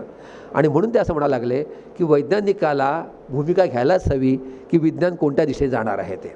आणि विज्ञानाचं आता आपण जे बघतो ह्याच्यातनं त्याचं पुढे काय रूपांतर झालं आपण तिथे पुढे आणखी नंतर जाऊया. आता एक गंमत म्हणजे गांधी आणि वैज्ञानिकांचं नातं ही एक गोष्ट, आणि गांधींनी वैज्ञानिक म्हणून काय केलं ही एक दुसरी गोष्ट. आता मी तुम्हाला मगाशी नाव सांगितलं तर त्यांना जगदीशचंद्र बोसांबद्दल अतिशय प्रेम होतं, कारण वनस्पतींना भावना आहेत, ते जिवंत त्याचं सगळं आहे, हे जे काही काम त्यांनी केलं होतं त्याविषयी त्यांना खूप आदर होता. त्यांचे दुसरे होते PC रे, फुलचंद्र राय. तर गांधींनी 1920 साली गुजरात विद्यापीठाची स्थापना केली. एकीकडे ते आपण तिकडे जाणार आहोत नंतर पुन्हा तो आपण जे बुनियादी तालीमचा विचार त्यांनी काय केला तो, पण विद्यापीठ हे लागणार, त्या विद्यापीठाच्यासाठी पैसा सगळ्यांकडे जमवलं. आजच्या पद्धतीने काय झालं असतं, त्याला नाव दिलं असतं बिर्ला शेठचं, कारण त्यांनी जास्त पैसे नाही दिले असतील किंवा कोणाचे. कुठल्याही शेठाला कुठल्याही संस्थानिकाला तरी बोलवलं नाही. 20 सालची गोष्ट सुरुवातीची काळात प्रफुल्लचंद्र रेच्या हस्ते त्यांनी तर शिलान्यास केला. म्हणजे 20 साली भारतात ते नुकतेच आले असताना त्यांचं इक्वेशन एवढं चांगलं होतं रेंसोबत. CV रामन यांचे व्यक्तिगत मित्र होते आणि म्हणून त्यांनी CV रामनला बायको सकट सेवाग्रामला या भेटायला असं बोलले. सेवाग्रामला येऊन ते राहिले, त्यांची खूप चर्चा झाली आणि त्या अनुभवानंतर मग यांनी लिहिलं आहे की मी त्यांना जे काही भेटलो आहे ते माझ्या आयुष्यातला अतिशय अविस्मरणीय प्रसंग आहे, असं 1948 साली गांधी गेल्यावर ते म्हणाले. आणि CV रामन आपल्या रामन त्यांच्याशी इतकं प्रेम होतं की गांधी गेल्यानंतर जी रामन इन्स्टिट्यूट त्यांच्यामध्ये स्थापन झाली बंगलोरला, तिथे ते आयुष्यभर होते. 70 साल त्यांचा मृत्यू झाला. तोपर्यंत प्रत्येक वर्षी त्यांनी गांधी स्मृती व्याख्यानमाला जशी अशा आपले चालली ना तशा व्याख्यानमालेचं आयोजन त्यांनी पहिल्यांदा रामन इन्स्टिट्यूटमध्ये केलेलं. आता हे तर भारतातले झाले. आणखी 2-3 उदाहरणं गमतीत सांगतो. त्यांच्या अनेक लेखामध्ये त्यांनी कोणाचं उदाहरण द्यावं, प्रेरणा द्यावी. इंडियन ओपिनियन याचं ते संपादक होते. तर त्या काळात त्यांनी इटलीचा मेतुसी नावाचा एक सायंटिस्ट होता, त्याच्याविषयी त्यांनी भरपूर लेख लिहिले. का तर तो तिला व्होल्कॅन होता, एका ज्वालामुखीचा तो अभ्यास करायचा. तर तो ज्वालामुखीमधनंच जागा व्हायचा, निद्रिस्त होता, मध्येच जागा यायची. त्याच्यामुळे त्या व्होल्कॅनोमुळे त्या सगळ्या रसामुळे 100 माणसं मेली होती आसपास राहणारी. त्यामुळे तिथे काम करणं फार रिस्की होतं. पण हा माणूस म्हणाला की व्होल्कॅनो जागा होतं म्हणजे काय होतं हे आपण जर रेकॉर्ड तेव्हाच नाही ठेवलं तर जगाला कळणार कसं. पण तिथे राहून त्या माणसाने आयुष्य धोक्यात घालून तिथे अभ्यास केला. तर गांधी म्हणायचे की स्वराज्य हवं असेल किंवा कुठलंही काम करायचं असेल तर त्या मेतुसीसारखं काम केलं पाहिजे, इतकी प्रेरणेने. आणखी इंटरेस्टिंग गोष्ट म्हणजे गांधींनी मेरी क्युरीचं चरित्र वाचलं आणि ते इतके इम्प्रेस झाले की त्यांनी सांगितले सर्व भाषांमध्ये याचं व्हायला पाहिजे आणि इथल्या प्रत्येक स्त्रीच्या हातात हे तरी यायला हवं. इथली मुलगी, भारतीय मुलगी जी आहे ना ती मेरी क्युरी व्हायला हवी असं मला वाटतं. आणि मेरी क्युरीची मुलगी तिथे आली होती, त्यांना मुद्दाम भेटायला त्यासाठी. असे अनेक उदाहरणं आपण नंतर सांगू. फक्त एकच उदाहरण सांगू नाहीच आपण वैज्ञानिकांचा भाग थांबवूया. आता ह्या माणसाला जगातल्या इतक्या विषयात इंटरेस्ट होता, त्यातला एक त्यांचा आवडीचा विषय म्हणजे आकाश निरीक्षण. ते येरोडा जेलमध्ये होते तेव्हा त्यांना कुठून तरी ते असं एक इंटरेस्ट डोक्यात आला आणि त्यांनी त्यांचं इक्वेशन जे होते त्यावर ते सांगितलं सरकारला की तुम्ही मला एक परवानगी द्या, मला पुस्तकं मिळतात असं मला, मी इथे जेलमध्येच आहे पण मला दुर्बीण हवी आहे, या दुर्बिणीतनं मला आकाशातले तारे बघता येतील. त्यांनी स्वतःचा अभ्यास केला आणि त्या विषयात ते इतकी पुढे गेले नंतर की त्यांना कळलं की ह्या विषयात कोण कोण लोक आहेत. तर त्या ठिकाणी त्या काळात हुजेर नावाचा, कॅरल हुजेर नावाचा माणूस त्या काळातला सगळ्यात मोठा ॲस्ट्रोफिजिसिस्ट मानला जायचा. आपण म्हणतो फिजिसिस्टही होता, ॲस्ट्रॉनॉमीमधला माणूस आणि उत्तम विज्ञान लेखक. म्हणजे आपण जे आजकाल म्हणतो ना एकदम टॉप सेलिंग रायटर असतात त्यातला. जगभर त्याचं प्रसिद्ध होतं लिखाण. त्याला कळलं गांधीजींना की हा माणूस वाराणसीला काही कामासाठी आला आहे. बनारसला पूर्वीच्या काळी वेधशाळा होती किंवा भारताला वेधशाळेमध्ये जे डॉक्युमेंट्स होते पूर्वीच्या काळातले ॲस्ट्रॉनॉमी होते, संस्कृतमधल्या पोथ्या तिथे आहेत, हे कळलं त्याचा अभ्यास करायला तो तिथे आला आहे. तर म्हणून हुजेराने पत्र लिहिलं की तुमचं काम आटपलं जरा सेवाग्राम आश्रमात या. हुजेर आला आणि 15 दिवस आश्रमात राहिला आणि गांधींनी त्याला सांगितलं की रोज संध्याकाळी तू इथे भाषण द्यायचं. आणि भाषणाचा विषय काय तर याच्यामध्ये हे फार रोमॅन्स, फार सुंदर कल्पना आहे याच्यामध्ये. तर हे सगळं जे काही सृष्टीचं चक्र आहे, तारका वगैरे आहे, त्याच्या मागची प्रेरणा काय आहे, त्याच्यामागलं सत्य काय आहे, त्याचा तत्वविचार काय आहे. आणि ही भाषणं अशी पाहिजे की आमची लहान मुलं आणि म्हातारी यांनाही कळलं पाहिजे. तो बुद्धिमान माणूस असल्यामुळे तो इतकं सुंदर बोलला, त्याचं भाषांतर करून 15 दिवस ती बौद्धिक मेजवानी त्यांना मिळाली. त्यानंतर गांधींनी पत्र लिहिलं की आता काँग्रेसचं अधिवेशन होणार आहे, त्या अधिवेशनात 2 दिवस ॲस्ट्रॉनॉमी या विषयावर यांची व्याख्यानं ठेवा. कारण आपल्या काँग्रेसच्या कार्यकर्त्यांना उद्या जे या देशाचे काहीतरी कोणी होणार आहेत त्यांना कळलं पाहिजे की ॲस्ट्रॉनॉमी काय आहे. आज सांगा 2023 साली भारतातल्या कुठल्या राजकीय पक्षात विज्ञानावर भाषणं होतात आणि खऱ्या विज्ञानाविषयी एवढी चिकित्सक वृत्ती निर्माण होते, ही गोष्ट त्यांनी आजच्या 100 वर्षापूर्वी करून दाखवली होती. आता हे सगळं झाल्यानंतर आपण फक्त थोड्याशा गोष्टींकडे येतो की विज्ञानाचे प्रेमी होते, वैज्ञानिकांचे प्रेमी होते. ह्या पलीकडे जाऊन गांधी स्वतः वैज्ञानिक होते. त्यांनी सांगितलं की मी संत आहे की नाही मला माहीत नाही, हे मी मेल्यावर ठरेल की मी संत होतो की नाही, पण मला स्वतःला मी एक शास्त्रज्ञ आहे, वैज्ञानिक आहे असं म्हणून घ्यायला आवडेल. आणि म्हणून त्यांनी आपल्या आत्मचरित्राचं नाव माय एक्सपेरिमेंट्स विथ ट्रूथ, आणि त्यांनी आयुष्यातल्या प्रत्येक गोष्टीवर प्रयोग केले होते त्यांनी. तो प्रयोग एवढे गमतीदार होते, आज मला वाटते तेव्हा हसले असतील लोक आता. पण आता कल्पना करा, आज आपला मध्यमवर्गीय, उच्च मध्यमवर्गीय आपण काय, आपली आज कल्पना काय आरोग्याची, चांगल्या आरोग्याची. आपण म्हणतो की आम्हाला ते अडल्ट्रेटेड नको, आम्हाला ना आम्ही फक्त ऑर्गॅनिकच खातो, आम्हाला तो रिफाईंड आटा चालत नाही, हो की नाही. आम्ही म्हणतो की त्याच्यामध्ये फायबर्स असले पाहिजे, तर फायबर मिक्स जे काय असेल ते आम्ही घेत असतो. आणि आता तर आम्ही A2 दूध वगैरे घेतो ना, देशी गाय वगैरे सगळं काय असेल ते. तर गांधी A2 दुधाच्या पलीकडे जे शेळीचं दूध घ्यायचे ते त्याच्यामध्ये प्रचंड प्रमाणात आता अज्ञात सांगतो की अँटीऑक्सिडंट्स आणि व्हिटॅमिनने एनरिच्ड असं ते शेळीचं दूध असायचं. म्हणजे आज पाहिलं तर गांधींचा आहार, बरं गांधी त्या काळामध्ये मोजून मापून किती तोळे किती मासे एवढं वजन करून किती कणिक, किती काय सुकामेवा काय असतील त्याच्यामध्ये, किती दही, हे सगळं ते मोजून घ्यायचे, तेवढा ते हार घ्यायचे. त्यांचे प्रयोग फारच अफाट होते. म्हणजे की काही त्यांनी नुसतं कडुनिंबाचा पाला खाऊन त्याच्या चटण्या स्वतः खाल्ल्या आणि आश्रमातील लोकांनी खायला घातल्या त्याच्यामध्ये. त्यांनी असे अफाट प्रयोग त्यांनी स्वतःवर केले. पण प्रयोग स्वतः करायचे आधी, नंतर त्यांनी लोकांपर्यंत नेले. निसर्गोपचार मगाशी आपण उदाहरण केलं, तर तो एक अतिशय दुर्लक्षित शास्त्र राहिलेलं आहे. माझ्या माहितीचे एक मोठे शास्त्रज्ञ आहे, ते म्हणाले की हे जर समोर आलं त्याच्यातलं मागचं विज्ञान तर फार मोठ्या गोष्टी होतील. कारण त्याच्या प्रत्येक गोष्टीच्या मागचं जे विज्ञान आहे, मग ते तुम्ही ते पाण्याचं थेरपी कुठे वापरतात, सूर्याचं काय, आपण व्हिटॅमिन डी डेफिशियन्सीवर जेवढ्या गोष्टी करतो आणि आज आपण ते सगळे हे घेतो. आणि आजच समाजाची ती गंमत असते, तुम्ही ते कितीही ते सप्लिमेंट्स घेतलात ना, ती शरीरात ॲब्सॉर्ब होत नाही. आजच सकाळी मी भाषण ऐकून आलो याच्यामध्ये की सगळ्या जगामध्ये हजारो करोडचा धंदा आहे व्हिटॅमिन सप्लिमेंट्सचा, आणि यातले कुठलेही व्हिटॅमिन आत घेऊन आपल्या शरीरात ॲब्सॉर्ब होत नाही. तर ते ओलं अंग असणं एक तर एका अर्थाने, आणि सूर्यप्रकाशातनं जे काही मिळतं आपल्याला, तर गांधी तेव्हा सूर्यस्नानाचं सांगायचे. तर हे सगळ्या ज्या गोष्टी आहेत त्या फार महत्त्वाच्या वैज्ञानिक आशय असणाऱ्या गोष्टी होत्या. हा माणूस ह्याच्या आश्रमांमध्ये, ह्याच्या कुठल्याही संस्थांमध्ये एकही देऊळ नाही, कुठल्याही धर्माची प्रार्थना होत नव्हती, तिथे कुठलीही एकादशी चतुर्थ्या होत नव्हत्या. गांधी काशीला जाऊन काशी विश्वनाथाचा दर्शन न घेणारा असा माणूस होता. काली मातेच्या मंदिरात पशुहत्या होते म्हणून मी कालीच्या मंदिरात जाणार नाही असं त्यांनी सांगितलं. आणि जेव्हा ते पुरीला गेले होते त्या त्यांच्यासोबतच्या हरिजन व्यक्तीला येऊ दिलं नव्हतं म्हणून त्यांनी स्वतः सांगितलं मी जाणार नाही, इतकंच नाही तर कोणी जायचं नाही. आणि कस्तुरबा तिथे गेल्यावर त्यांना कळलं कस्तुरबा गेले, तर त्यांनी आश्रमातल्या सगळ्या लोकांसमोर कस्तुरबांचा जाहीर पाणउतारा केला की ह्या बाईला एवढी अक्कल नाही आहे की जिथे आपल्या भावनांना जाता येत नाही तिथे तिने जावं कशाला, तो देव आहे का जो काही लोकांना नाही म्हणतो, अशा देवाच्या दर्शनात तू कशी काय जातेस. म्हणजे आपण जे आज निकष लावतो ना, गांधी माणूस बनिया माणूस होता हे लक्षात ठेवा. त्याला पेनलेस सर्जरी करणारा माणूस होता तो. त्याने कधी ब्राह्मण्य, ब्राह्मणवाद, जाती व्यवस्था मग तो कधी बोलला नाही. जे करायचं ते कृतीने करून दाखवलं. ज्या ब्राह्मणांच्या हातात संपूर्ण सत्ता होती त्या काळामध्ये, आर्थिक कमी प्रमाणात होती पण सामाजिक, सांस्कृतिक, बौद्धिक सत्ता होती, त्या सगळ्या ब्राह्मणांना त्याने प्रायश्चित्ताच्या भूमिकेत नेऊन ठेवलं की आतापर्यंत तुम्ही फार अन्याय केलेला आहे, तर तुम्ही आता या राजकीय आणि सगळ्या त्याच्यात मागे या आणि तुम्ही काय करा तर ते मेलेली ढोरं साफ करा, भंगीकाम करा, तुमचं डोकं कुठे वापरा. तर तिथल्या अनेकांनी मग ब्राह्मणांनी संडासाच्या बाबतीमध्ये सॅनिटेशनचे सर्वोत्कृष्ट डिझाईन जे केलेले आहेत ते गांधींच्या प्रेरणेतून आले आहेत. नावरेकर नावाचे भाऊसाहेब नावरेकर नावाचे गृहस्थ आहेत, त्यांचा मुलगा अजून तो वारसात आला होता नाशिकमधला.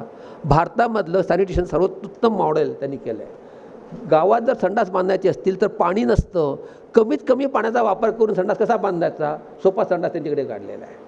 त्यातच बायोगॅस आणि सगळ्या गोष्टी तिथनं आलेल्या आहेत. तर अशी प्रेरणा त्यांनी दिली. त्याचप्रमाणे म्हणून गांधींनी काय केलं की गांधींचा एकच मी सांगतो की आपण आमच्या पुरोगामी मित्रांना कधी गांधींचं नाव घ्यायला आवडत नव्हतं. कुठे काय राम राम वगैरे म्हणता, राम नाम वगैरे काय आहे काय याच्यामध्ये, ते काय म्हणजे बसत नव्हतं ते. आणि त्याने म्हटलं अरे बाबा तुम्ही अंधश्रद्धा निर्मूलन लोकांना म्हटलं तुमच्या इथे तुमचे आदर्श कोण, तर म्हणतात तुकडोजी महाराज आणि गाडगे महाराज. तर तुकडोजी आणि गाडगे महाराजांचं प्रेरणास्थान कोणतं, गांधींना तुम्ही मानत नाही आहे. बरं असं कसं गांधी, म्हटलं तुम्हाला गांधी हे माहीत आहे का. एक उदाहरण त्यांना सांगितलं की आयुष्याच्या सुरुवातीला राजकीय चळवळ सुरू व्हायची होती, जेव्हा ते पहिला लढा चंपारणला गेले. चंपारण लढा म्हणजे असा लढा नव्हताच ना, लोकांना बसवायचं, गावागावात जायचं, त्यांच्याकडनं माहिती घ्यायची आणि ते लिहून तसं डॉक्युमेंट बनवायचं, त्या डॉक्युमेंटच्या आधारावर त्यांनी जिंकले. ते सुरू होतं काम शेतकऱ्यांशी बोलायचं. तिकडून एक मोठी वरात म्हणजे वाजंत्रीत जात होती, शेकडो लोक तिथे होते आणि तिथे एक बोकड असा मस्त सजवलेला तिथे चालला होता. गांधी म्हणे काय आहे, तर माहीत आहे गांधी त्यांच्या मागोमाग गेले. तिथलं देवीचं देऊळ होतं, तिथे ते तिकडे काय चाललं आहे, तर म्हणे याला बोकडाला बळी द्यायचा आहे. का बरं, तर म्हणे देवी प्रसन्न होते. नक्की का, हो म्हणे, कोणी लिहिलं, पोथीत लिहिलं आहे. बरं एक तुम्ही सांगा म्हणाले, बोकड मोठा का माणूस, म्हणे माणूस. तर बोकडाला बळी देऊन जर देवडी प्रसन्न होत असेल तर माणसाला बळी देऊन जास्त होणार नाही का प्रसन्न. असं मग काय करणार म्हणाले, मग माणसा का बळी देत नाही, कोण येईल बळी, तसं गप्प बसले. ठीक आहे म्हणा, असं करा, माझं तुमच्या देवावर श्रद्धा ना, मला काही म्हणायचं नाही, मी माणूस आहे, मी तयारी आहे माझी, मला तुम्ही बळी द्या, त्याच्याने मग तुमचा देवी जास्त प्रसन्न होऊन जाईल. जर देवीला बळीनेच प्रसन्न होत असेल तरी मोठा बळी दिला आहे. ते झाल्यामुळे लोक कन्फ्यूज झाले आणि तेव्हा तिथली पशुहत्येचं प्रथा बंद झाली. म्हणायचं असं आहे की ह्या ज्या पद्धतीने आपण समाज प्रबोधन म्हणतो, वैज्ञानिक वारसा म्हणतो, आपण म्हणतो अंधश्रद्धा निर्मूलन, हे सगळी कामं गांधींनी आपल्या कृतीमधनं करून दाखवलेली आहेत. आणि म्हणून ह्या सगळ्याच्या पलीकडे म्हणजे गांधी हे वैज्ञानिक होते. त्यांनी त्या काळात आणखी तिथं बायोकेमिस्ट्री असोसिएशनला पत्र लिहिलं की हा जो मैदान हे जे आहे ना, माणसं जे काय आहार घेतात त्याचं बायोकेमिकल कॉम्पोजिशन काय आहे, वेगवेगळ्या प्रकारच्या दुधामध्ये काय फरक आहे, मैदा आणि आटा ह्यात काय फरक आहे, हातसडीचा तांदूळ आणि पॉलिश केलेला तांदूळ आणि डाळी वेगळ्या त्यांच्यामध्ये काय फरक पडतो, व्हिटॅमिन काही फरक पडतो का. त्या काळच्या बायोकेमिस्ट्री त्यांना हे आमचे विज्ञानाचा प्रश्न नाही. जसं आजकाल आपण म्हणतो की माझा पेपर जर अमेरिकेत येणार नसेल तर मी ते रिसर्च करणार नाही, त्या काळीसुद्धा होतं. पण गांधींची माहिती मिळवली आणि त्या आधारावर त्यांनी हा सगळा हातसडीचा तांदूळ आणि सगळ्या गोष्टीचा भाग घेतला. आता शेवटचा एक दोन विचार येतो. तर गांधींचं महत्त्व बाकीच्या गोष्टी सोडून द्या. गांधींनी जी समीक्षा केली विज्ञान तंत्रज्ञानाची, त्या काळात त्याला फारसं महत्त्व नव्हतं आलेलं. कारण 20व्या शतकापर्यंत गांधी हे संत म्हणून मान्य केलं लोकांनी. जगातल्या सगळ्या लोकांनी सांगितलं संत होता. बुद्ध, मोहम्मद पैगंबर, येशू ख्रिस्तानंतर गांधी. पण ते तत्त्वज्ञ होते आम्हाला मान्य नव्हतं. पण 21व्या शतकामध्ये असं होणार आहे की 21व्या शतकासमोर तत्त्वज्ञ म्हणून गांधींना मान्य करण्याशिवाय पर्याय नाही आहे. आताची आपली जी उदाहरणं थोडीशी आपण पाहूया. या शतकातली चॅलेंजेस आपण बघतोय. हवामान बदलाचे फटके आपण आताच खातोय. आतासुद्धा आपल्याला मागच्या वर्षीच पाहिलं आपण की 12ही महिने पाऊस पडतो आणि आपल्या यंदा एकदा अवकाळी पाऊस पडला, तुरीची सोयाबीनची काय अवस्था होते आपल्याला माहीत आहे. आपल्या मराठवाड्यामध्ये भर उन्हाळ्यात मे महिन्यामध्ये गारांचा पाऊस पडलेला आहे. तर हे सगळं चक्र जे काय डिस्टर्ब झालेलं आहे आणि जगभरातल्या सर्व शास्त्रज्ञ टॉप सायंटिस्ट एकत्र येऊन त्या ग्रुप ऑफ सायंटिस्टने वारंवार अपील केलेलं आहे की हवामान बदलासाठीच्या 7 सीमारेषा आहेत, त्यातल्या 3 आपण ऑलरेडी क्रॉस केल्या आहे. आणखी एक जर आपण क्रॉस केली तर आपण पुन्हा न परतीच्या वाटेवर जाऊ. काही लोकांचं असं म्हणणं की आपण ऑलरेडी त्या वाटेला चाललो आहे, तिथून परतीचा मार्ग नाहीच आता शिल्लक आहे. ते फक्त डॅमेज कंट्रोल आपण करू शकतो. आणि हे जगातले सायन्सतज्ञ जे काही सांगतात, तर त्या सगळ्याच्या मागे पर्यावरणाच्या मागची जी भूमिका आहे की गांधींनी जे सांगितलं होतं की या पृथ्वीकडे सर्वांची ज्या गरजा पूर्ण करण्यासाठी पुरेसं आहे, पण एका माणसाची लालसा मात्र ती संभवू शकत नाही. आणि जे आपण विकास म्हणतो आहे त्या अमेरिकेच्या पद्धतीने जर आपण उपभोग घ्यायला गेलो तर आजच्या म्हणजे भारतीय माणसाच्या कमीत कमी 15 पट त्यांची ऊर्जेची आणि याची नष्ट करतात ते. आणि तेवढी जर आपण वापरायला गेलो तर कमीत कमी 7 पृथ्वी आपल्याला लागतील. त्यामुळे हे पृथ्वी सोडून अनेक ग्रहांवर वसाहत करून ते बरबाद आपण केले तरीही ते कमी पडणार आहे. आणि म्हणून आज जगाला आज जी जाग येते आहे पर्यावरणाकडे आपण जातो आहोत त्याच्यामध्ये. तर त्यातल्या 2 गोष्टी मी आणखी सांगेन की पुढची दिशा काय, म्हणजे गांधी गेल्यानंतरही विचार पुढे चालत राहिला. त्यातनं आज एक फार महत्त्वाची गोष्ट याच्यामध्ये आली आहे. याच्यामध्ये तर काही गोष्टी जिच्यातल्या आपल्या जवळचे काही माणसं इथे तुम्हाला माहिती आहे आपल्या विदर्भातही कोणी लोक प्रयोग करता. इथे उदाहरणार्थ आपल्या भंडारा जिल्ह्यामधल्या तलावांचं काय आहे, ते अनेक वर्ष तलाव आहे, ती तलाव राखण्याची सिस्टीम आहे, ती तलाव कसे का अजून शिल्लक आहे, त्याचं पर्यावरण काय याचा अभ्यास करणारे आपल्याकडे तरुण वैज्ञानिक आहेत. वर्ध्याच्या एका संस्थेनं असा प्रयोग घेतलेला आहे की आपण जी पारंपरिक शेती करतो त्याच्यामध्ये वैज्ञानिक भाग काय आहे बाबा, काय आहे का, पूर्वीच्या काळच्या ज्या काही गोष्टी असतील सगळ्या नसतील, कशामध्ये काहीतरी ट्रूथ असं, कारण त्या काळामध्ये पाऊस पडेल की नाही, किती पडेल, काय पडेल याविषयी काही ठोकताळे होते, त्यात काही आहे का. तसंच जगात आता भारत सरकारने एक मोठं मंत्रालयाचा भाग केलेला आहे की पारंपरिक ज्ञान जे काही होतं समजुती त्याच्यामधला विज्ञानाचा भाग काय आहे, विशेषतः आरोग्याबद्दलचा. तर आयुर्वेदामध्ये जी संकल्पना दिली ऋतुचर्या, दिनचर्या वगैरे, त्याच्यामधला शास्त्रीय भाग कोणता आहे आणि कुठला नाही याचा अभ्यास करून आज ते समोर येतं आहे. तुम्हाला माहिती आहे आज भी खरे हे तालाब वगैरे जे पुस्तकं निघाली आहेत अनुपम मिश्रांची, भारतामध्ये मोठमोठ्या ज्या जलसंधारणाच्या सिस्टीम्स शेकडो वर्ष कायम राहिलेल्या आहे, ती कशी योग्य सिस्टीम म्हणजे पारंपरिकतेमधला विज्ञान शोधण्याचा जो भाग आहे त्याला आज आपण भारतविद्या किंवा वेळ कुठलंही नाव म्हणू शकू याच्यामध्ये. तर त्या दृष्टीने देशभरात अनेक पद्धतीने काम चाललेलं आहे. पर्यावरणाची चळवळ दुसरीकडे चाललेली आहे. आणि या सगळ्यामधनं गांधींचा जो काही त्या काळचा विचार होता तो थबकलेला नाही आहे, तो पुढे चाललेला आहे. आणि फक्त 1-2 गोष्टी सांगून मी आता थांबतो की नई तालीमची जी गांधींची संकल्पना होती, तर मध्ये आमचे सर्वंकषात मी एक त्रैमासिक काढतो, त्याच्यामध्ये एक फार सुंदर लेख आम्ही छापला होता. रमेश पानसे नावाचे शिक्षण तज्ज्ञ आहे भारतातले महत्त्वाचे, त्यांनी सांगितलं न्यूरोलॉजिकली अभ्यास केला की मेंदूचा विज्ञान आणि एपिस्टिमॉलॉजीवर ज्ञाननिर्मितीचा अभ्यास करून तज्ज्ञांना विचारलं की नेमकी कुठली शिक्षण पद्धती जास्त सायंटिफिक आहे आजच्या न्यूरॉलॉजीच्या अभ्यासाच्या दृष्टीने, की माणूस ज्ञान निर्मिती कशी होते आणि तो कसा समजून घेतो गोष्टीला. तर त्यांनी सांगितले की ही जी नई तालीमची संकल्पना आहे ना, ज्यात ते म्हणतात की हेड, हार्ट अँड हँड्सचा मिलाप असला पाहिजे. प्रत्यक्ष तुम्ही कृती करा, हाताने कृती करा, त्यात मनाची इन्व्हॉल्वमेंट पाहिजे आणि त्याच्यामध्ये विनाने तुम्ही मेंदूने विचार केला पाहिजे. असं इंटिग्रेटेड सिस्टीम असणारी सगळ्यात सायंटिफिक पद्धत आहे हे त्यांनी सांगितलं. आणि गांधींनी त्या काळात सांगितलं होतं की नई तालीमसाठी प्रचंड मोठ्या प्रयोगशाळा असतील, उत्तम त्याच्यासाठी वाचनालय असतील आणि तिथे निर्माण होणारे वैज्ञानिक गावात राहून गावासाठी काम करतील. अशा नई तालीमची संकल्पना जे गांधी म्हणायचे की मी जगाला दिलेली सगळ्यात मोठी गोष्ट सत्याग्रह नाही तर नवी तालीम आहे. तर ह्या गोष्टींचा पुन्हा आता जगात नव्यानं विचार होतो आहे. आणि शेवटी इथं मी सुरुवात केली होती, तुम्हाला मी सांगितलं होतं ज्या माणसाचं नाव मी घेत होतं की गुगलचा head of the department engineering, तो माणूस जो म्हणाला होता, रे कुर्झवेलने म्हटलं होतं की 2045 साली तो म्हणतो की artificial intelligence will take over human intelligence. तर तो म्हणतो टर्निंग पॉईंट येणार आहे त्याच्यामध्ये. तर त्याने असं म्हटलेलं आहे की तेव्हा काय होईल. तर तो 2 शक्यता तेव्हा आहे. तर आपण जर ह्याच्यातच राहिलो तर म्हणजे 95% माणसांना नोकऱ्या मिळाल्या. आता तर काय म्हणजे आता लेबर तर गेलेलं आहे, अनस्किल्ड लेबर नाही, स्किल्ड लेबर कोणीच नाही आहे. मॅनेजर लागणार नाहीत, डॉक्टर लागणार नाहीत, वकील लागणार नाहीत, न्यायाधीश लागणार नाहीत. न्यायाचं काम AI चांगलं करू शकेल. फक्त सेवेचं कार्य करणारे माणसं आणि क्रिएटिव्ह कार्य करणारी माणसं हीच फक्त राहतील. बाकी सगळी कामं यंत्रातर्फे करून घेणं हे कमीत कमी खर्चिक आणि मॅनेजमेंट दृष्टीने सोपं असेल. जसं आपण आता ही सगळीकडे करतो, आपण CCTV लावलं की वाटतं की बाकी काही विजिलन्सची गरज नाही आहे. पण तसं जर झालं तर मग प्रचंड मोठा गोंधळ होऊ शकतो एका अर्थाने. कारण माणसाचं त्यांना तुम्ही एखादा बेकारी भत्ता द्याल त्याच्यामध्ये, पण कोट्यावधी माणसं ज्यांच्या हातात वेळ आहे आणि काही हाताला काम नाही, ते काय करतील हा एक प्रश्न मोठा आहे. पण ह्याचं म्हणणं की नाही दुसरं होऊ शकतं. जर ही मानवी प्रज्ञा आणि आर्टिफिशियल इंटेलिजन्स हातात हात घालून समोर गेले तर इव्हॉल्युशन जी माणसाची झालेली आहे ती वरच्या लेवलची होऊन जाईल. तर त्याचे शब्द मी सांगतो आहे की मी ते कोट करतो नोटो, बोथ म्हणजे AI and human intelligence will get together, expand human consciousness which I believe is a sacred quality. Sacred शब्दाने वापरला आहे. Consciousness is the ultimate repository of all moral and spiritual values such as tolerance, compassion, non violence and love. तो म्हणाला की ही मूल्य ह्या आधारावर जर पुढे दोघं एकत्र गेले तर उद्याचं जग हे अतिशय सुंदर जग होईल. तो म्हणतो की these are the values we learn from Gandhi.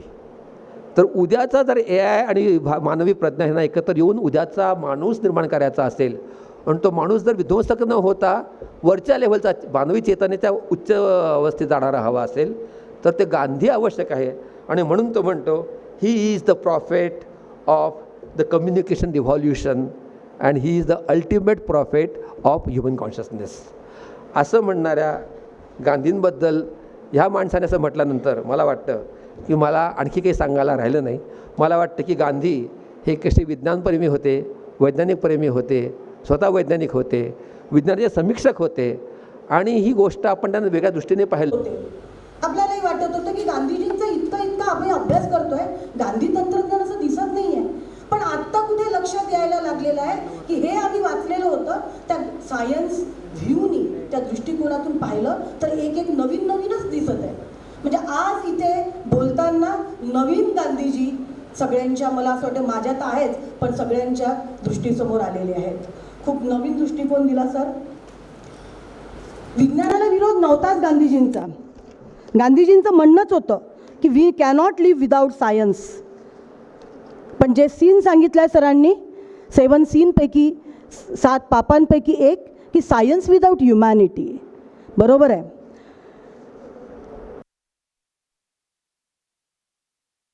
विकासाचं आकर्षण नव्हतंच, त्यांना आत्मोन्नतीच हवी होती. एक उपकरण, सर उपकरणाचा खूप सुंदर अर्थ, हाताला काम देणारे उपकरण. खूप सुंदर, म्हणजे आतापर्यंत उपकरणाला एक उपकरण म्हणजे एक वस्तू, टूल म्हणूनच आपण बघितलेलं आहे. पण त्याचा एक नवीन अर्थ गांधीजींनी आपल्याला दिला आहे, तो सरांनी आपल्यापर्यंत पोहोचवला आहे. सायन्सला विरोध नव्हता, फक्त ह्युमॅनिटी अभिप्रेत होती त्याच्यात. पण तंत्रज्ञान, कोणत्या तंत्रज्ञानाला जे अनिर्बंध आहे, मानव, ह्युमन ॲज अ रिसोर्स, हे गांधीजींना अभिप्रेत होतं. मानवी स्किल्स म्हणजे तंत्रज्ञानाचा कंट्रोल मानवावर नको, तंत्रज्ञान should not become the master of human being, हेच गांधीजींना अभिप्रेत होतं. त्याचा आपण कुठेतरी उथळपणाने जो अर्थ घेतलेला आहे. पुष्कळ गोष्टी सांगितलेल्या आहे. नवीन गांधीजींची भूमिका किंवा नवीन गांधीजी, प्रज्ञावान विद्यार्थ्यांना मदत करणारे गांधीजी आज सरांनी सांगितलेले आहे. MITबद्दल सर बोलले आहे, बाळ कानेटकर या विद्यार्थ्याविषयी, आणि जे पुस्तक निघालेलं आहे गांधीजी आणि MIT, हे नक्कीच आता वाचण्याची इच्छा जागृत झालेली आहे.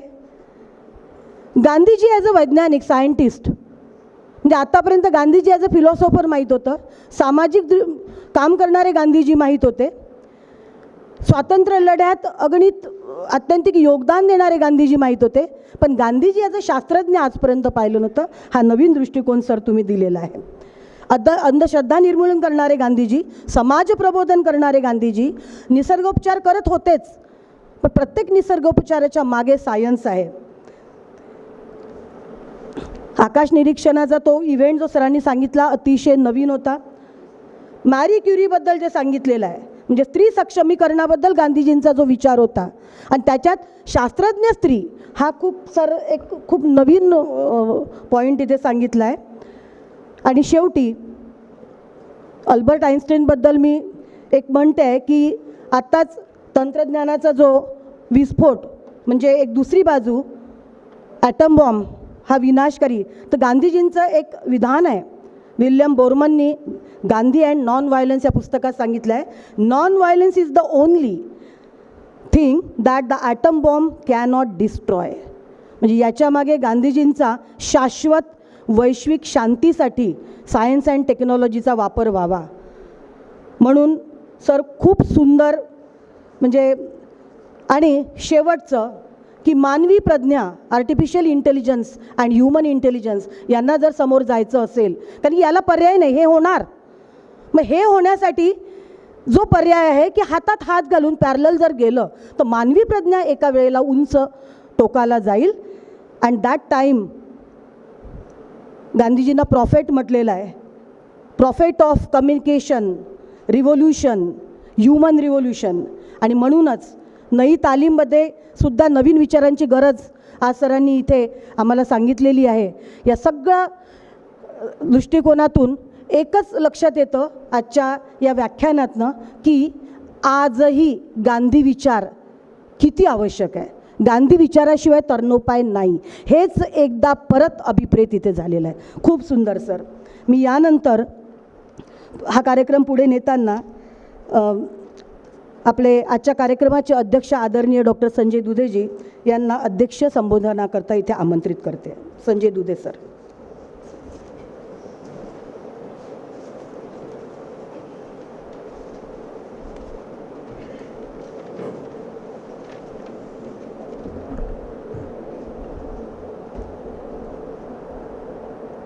सर्वप्रथम मी दासवंत तुकडोजी महाराज, राष्ट्रपिता महात्मा गांधी यांना वंदन करतो. अच्छा, इथे ठीक.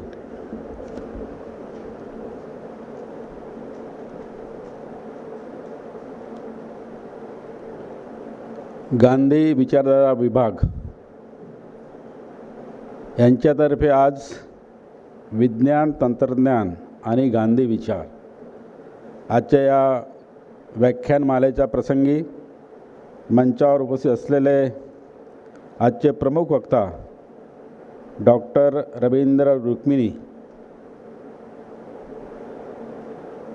मानवीय विभागाचे अधिष्ठाता दत्तात्रेय वाटमोडे सर, या विभागाचे विभाग प्रमुख वाटकर सर, आणि आपण ज्यांचं निवेदन ऐकलं डॉक्टर स्मिता नाहतकर, माझ्यासमोर उपस्थित सर्व श्रोते, महानुभाव, अभ्यासक बंधू आणि भगिनींनो,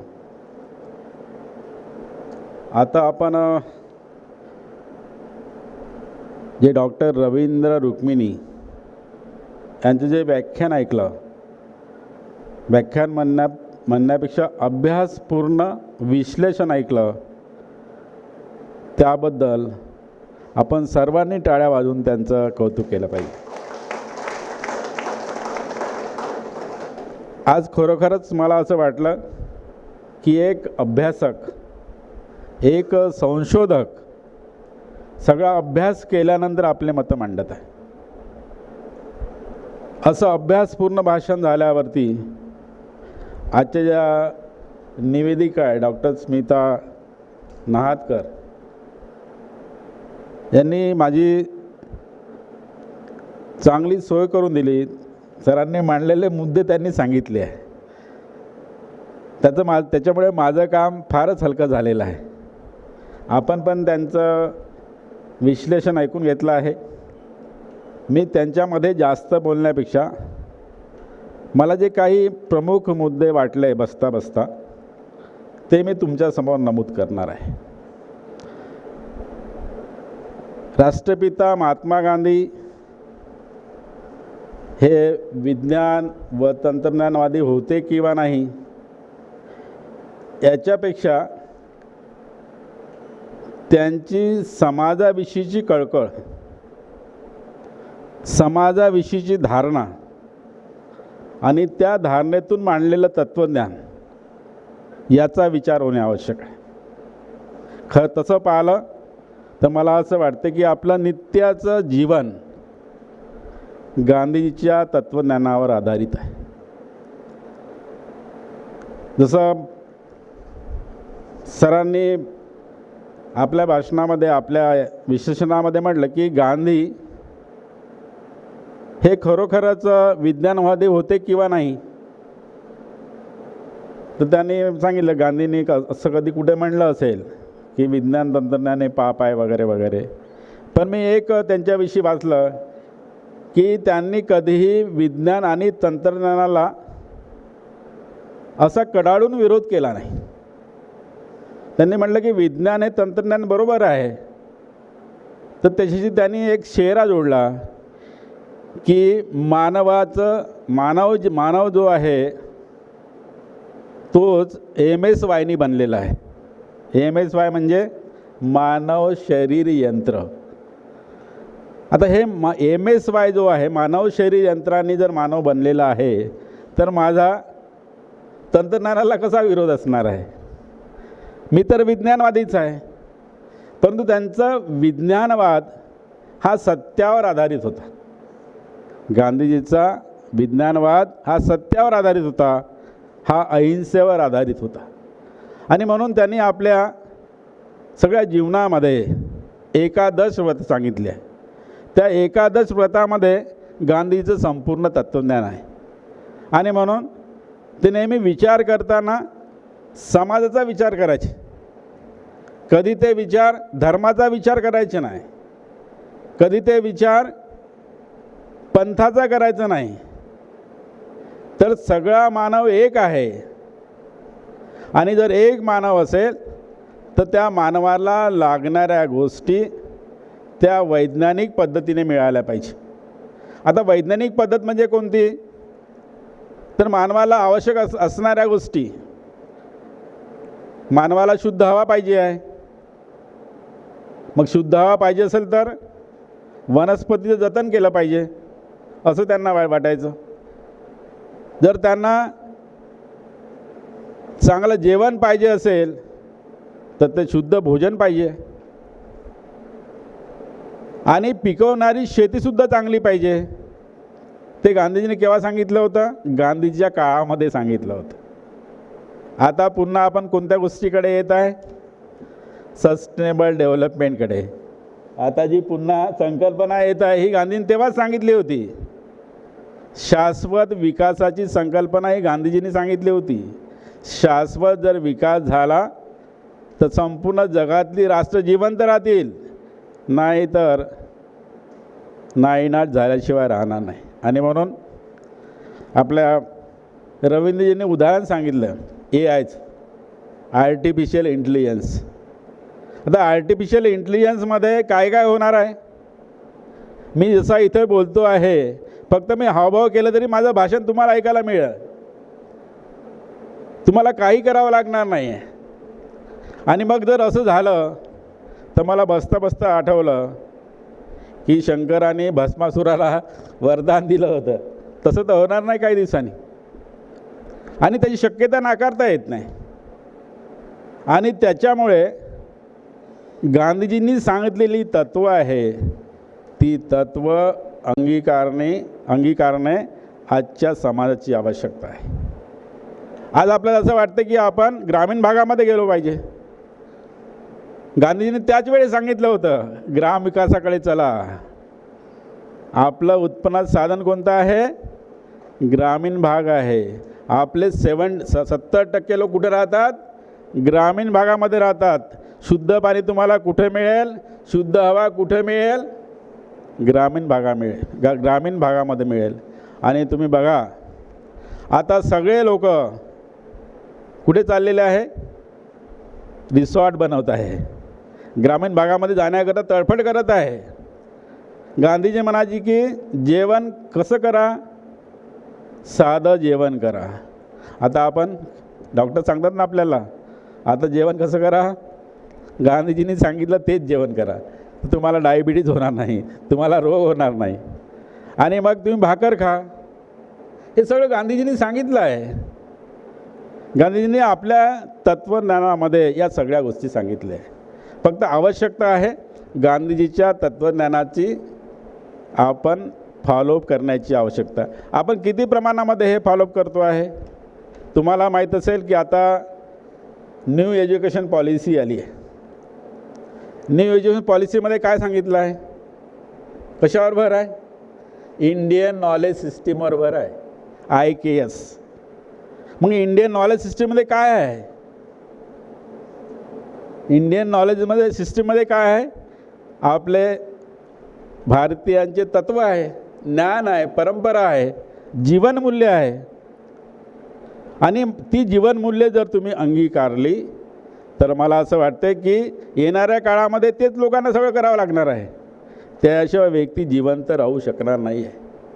आणि म्हणून ही जी मूल्य आहे, ही तत्त्व आहे. जसं आता यांनी उच्चार करता करता म्हटलं की भौतिक ज्ञानाकडे जास्त जाऊन फायदा नाही आहे. आपण जेव्हा लहान होतो तेव्हा आपल्याला वाटायचं की अमेरिकेमध्ये खूप साऱ्या आत्महत्या होतात. मग लोक म्हणा तिकडे भौतिक सुखसोयी खूप आहे, पण आंतरिक समाधान नाही आहे. अभौतिक गोष्टी तिकडे नाही आहे. अभौतिक गोष्टी कुठे आहे? ते आपल्या भारतभूमीमध्येच आहे. महात्मा गांधीसारख्या संतांनी त्या सांगितल्या. आपल्या वेद परंपरेमध्ये, आपल्या धर्मग्रंथामध्ये त्या आहे. आता G20मध्ये एक कन्सेप्ट आली आहे, वसुधैवम कुटुंबकम. का बरं आली आहे? आपलं ती सनातन कन्सेप्ट आहे, सनातन संकल्पना आहे. का आली आहे? ती याच्यात करता आली आहे की वसुधैवम कुटुंबकम या संकल्पनेचा पुरस्कार केल्याशिवाय आपण जगातले कोणतीही व्यक्ती जगू शकणार नाही. आणि म्हणून हे विश्वची माझे घरं, हे तर आपल्या तुकाराम महाराजांनी पण सांगितलं, हे तर आपल्या साधू संतांनी पण सांगितलं आहे. येणाऱ्या काळामध्ये साधू संतांनी जे सांगितलं आहे, आपल्या थोर लोकांनी जे सांगितलं, त्या तत्त्वावर आपल्याला चालावं लागणार आहे. आपला शोध किती झाला असेल? मला असं आठवलं की आपल्याला एक 10व्या वर्गामध्ये एक निबंध राहायचा, सायन्स शाप की वरदान, है की नाही? एक निबंध असायचा नाही, विज्ञान शाप की वरदान. आता तुम्ही सांगा, विज्ञान शाप आहे की वरदान आहे का? विज्ञान शाप आहे की वरदान आहे? विज्ञान जरी वरदान असेल तरी त्यामध्ये त्या प्रमाणामध्ये ते वरदान नाही की ज्याप्रमाणे आपण त्याचा उपयोग करत आहे. आणि म्हणून तुम्ही लक्षात घ्या, आपण अनेक गोष्टी विसरलेलो आहे. आपल्याला एक मोबाईल नावाचे ॲप दिलं आहे, आपण सगळेच लोक त्याचा उपयोग करतो. पण घराघरामध्ये आपली जी चर्चा होती ती थांबली आहे, डिस्कशन थांबलं आहे, इंटरॅक्शन थांबलं आहे कुठे ते? या सगळ्या गोष्टी शोधामुळे आलेल्या आहे, विज्ञानामुळे आलेल्या आहे. आणि या विज्ञानामुळे अनेक प्रकारची समस्या निर्माण झालेल्या आहे. आणि म्हणून त्या अनुषंगाने आता नई तालीमचा इथे उल्लेख झाला. आता नई एज्युकेशन पॉलिसीमध्ये नई तालीम आहे, स्किल डेव्हलपमेंटचा उल्लेख झाला. अगोदर म्हणायचे की आता आर्टिफिशियल इंटेलिजन्स आलं म्हणजे लोकांना कामच राहणार नाही. मग लोक काय करतील? नुसते लेबर वर्क करतील. आज स्किल डेव्हलपमेंट तेच शिकवते आपल्याला. म्हणजे जे कारागीर, अगोदर तर घरोघरी कारागीर राहायचे, कारण तो व्यवसाय असायचा, 12 बलुतेदार असायचे, त्याच्यामुळे घरोघरी कारागीर राहायचे. आता पुन्हा आपण त्याच्याकडेच चाललो आहे. आपण कुठे चाललो आहे? तिकडेच चाललो आहे, स्किल डेव्हलपमेंटकडेच चाललो आहे. त्याला आपण वेगळं नाव दिलं आहे, स्किल डेव्हलपमेंट. आणि म्हणून या प्रकारचे व्यक्ती, या प्रकारच्या गोष्टी या नवीन तंत्रज्ञानामुळे निर्माण होणार आहे. आणि म्हणून या गोष्टीकरता प्रत्येक जगातील प्रत्येक देशाला भीती आहे, पुढे काय होणार आहे, पुढे काय आहे, वरदान मिळणार आहे की शाप मिळणार हे सगळ्यांना माहीत आहे. आणि म्हणून आता क्लायमेट चेंजच्या गोष्टी सुरू आहे, ग्लोबल एन्व्हायरमेंटच्या गोष्टी सुरू आहे, एन्व्हायरमेंटच्या गोष्टी सुरू आहे. कशामुळे सुरू आहे? सगळी भीती लोकांना वाटत आहे पुढे काय होईल. आणि म्हणून या अनुषंगाने महात्मा गांधीचे विचार, महात्मा गांधींना दिलेले तत्त्वज्ञान हेच आपल्याला तारणार आहे. आपल्या इथले जे संत आहे, साधू संत, यांनी दिलेलं तत्त्वज्ञान आपल्याला तारणार आहे असं मला वाटते. आणि सरांनी व्यवस्थितपणे अनेक उदाहरणे देऊन गांधीजी आपल्यासमोर उलगडलेलं आहे. मी आता जास्त वेळ घेऊ इच्छित नाही. इथे सरांनी छान मार्गदर्शन केलं, त्याबद्दल विद्यापीठाच्या वतीने मी त्यांचे आभार व्यक्त करतो, त्यांचे कौतुक करतो. धन्यवाद.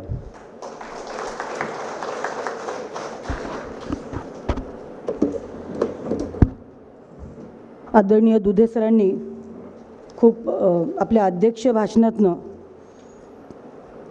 काही गोष्टी खूपच सुंदर पद्धतीने मांडल्या आहे की गांधीजींना खेड्याकडे वळा हे जे आता परत सुरू होतं आहे की विज्ञान आणि तंत्रज्ञानातनं ग्रामीण क्षेत्रातीलच नाही तर एकूणच मानवी जीवनमान कसं सुधारता येईल या दृष्टीने गांधीजींनी जे ग्रामविकासाचं मॉडेल दिलेलं आहे त्यातूनच त्यांनी सर्वोदयाचा जो मार्ग दाखवला आहे, अपलिफ्टमेंट ऑफ ऑल.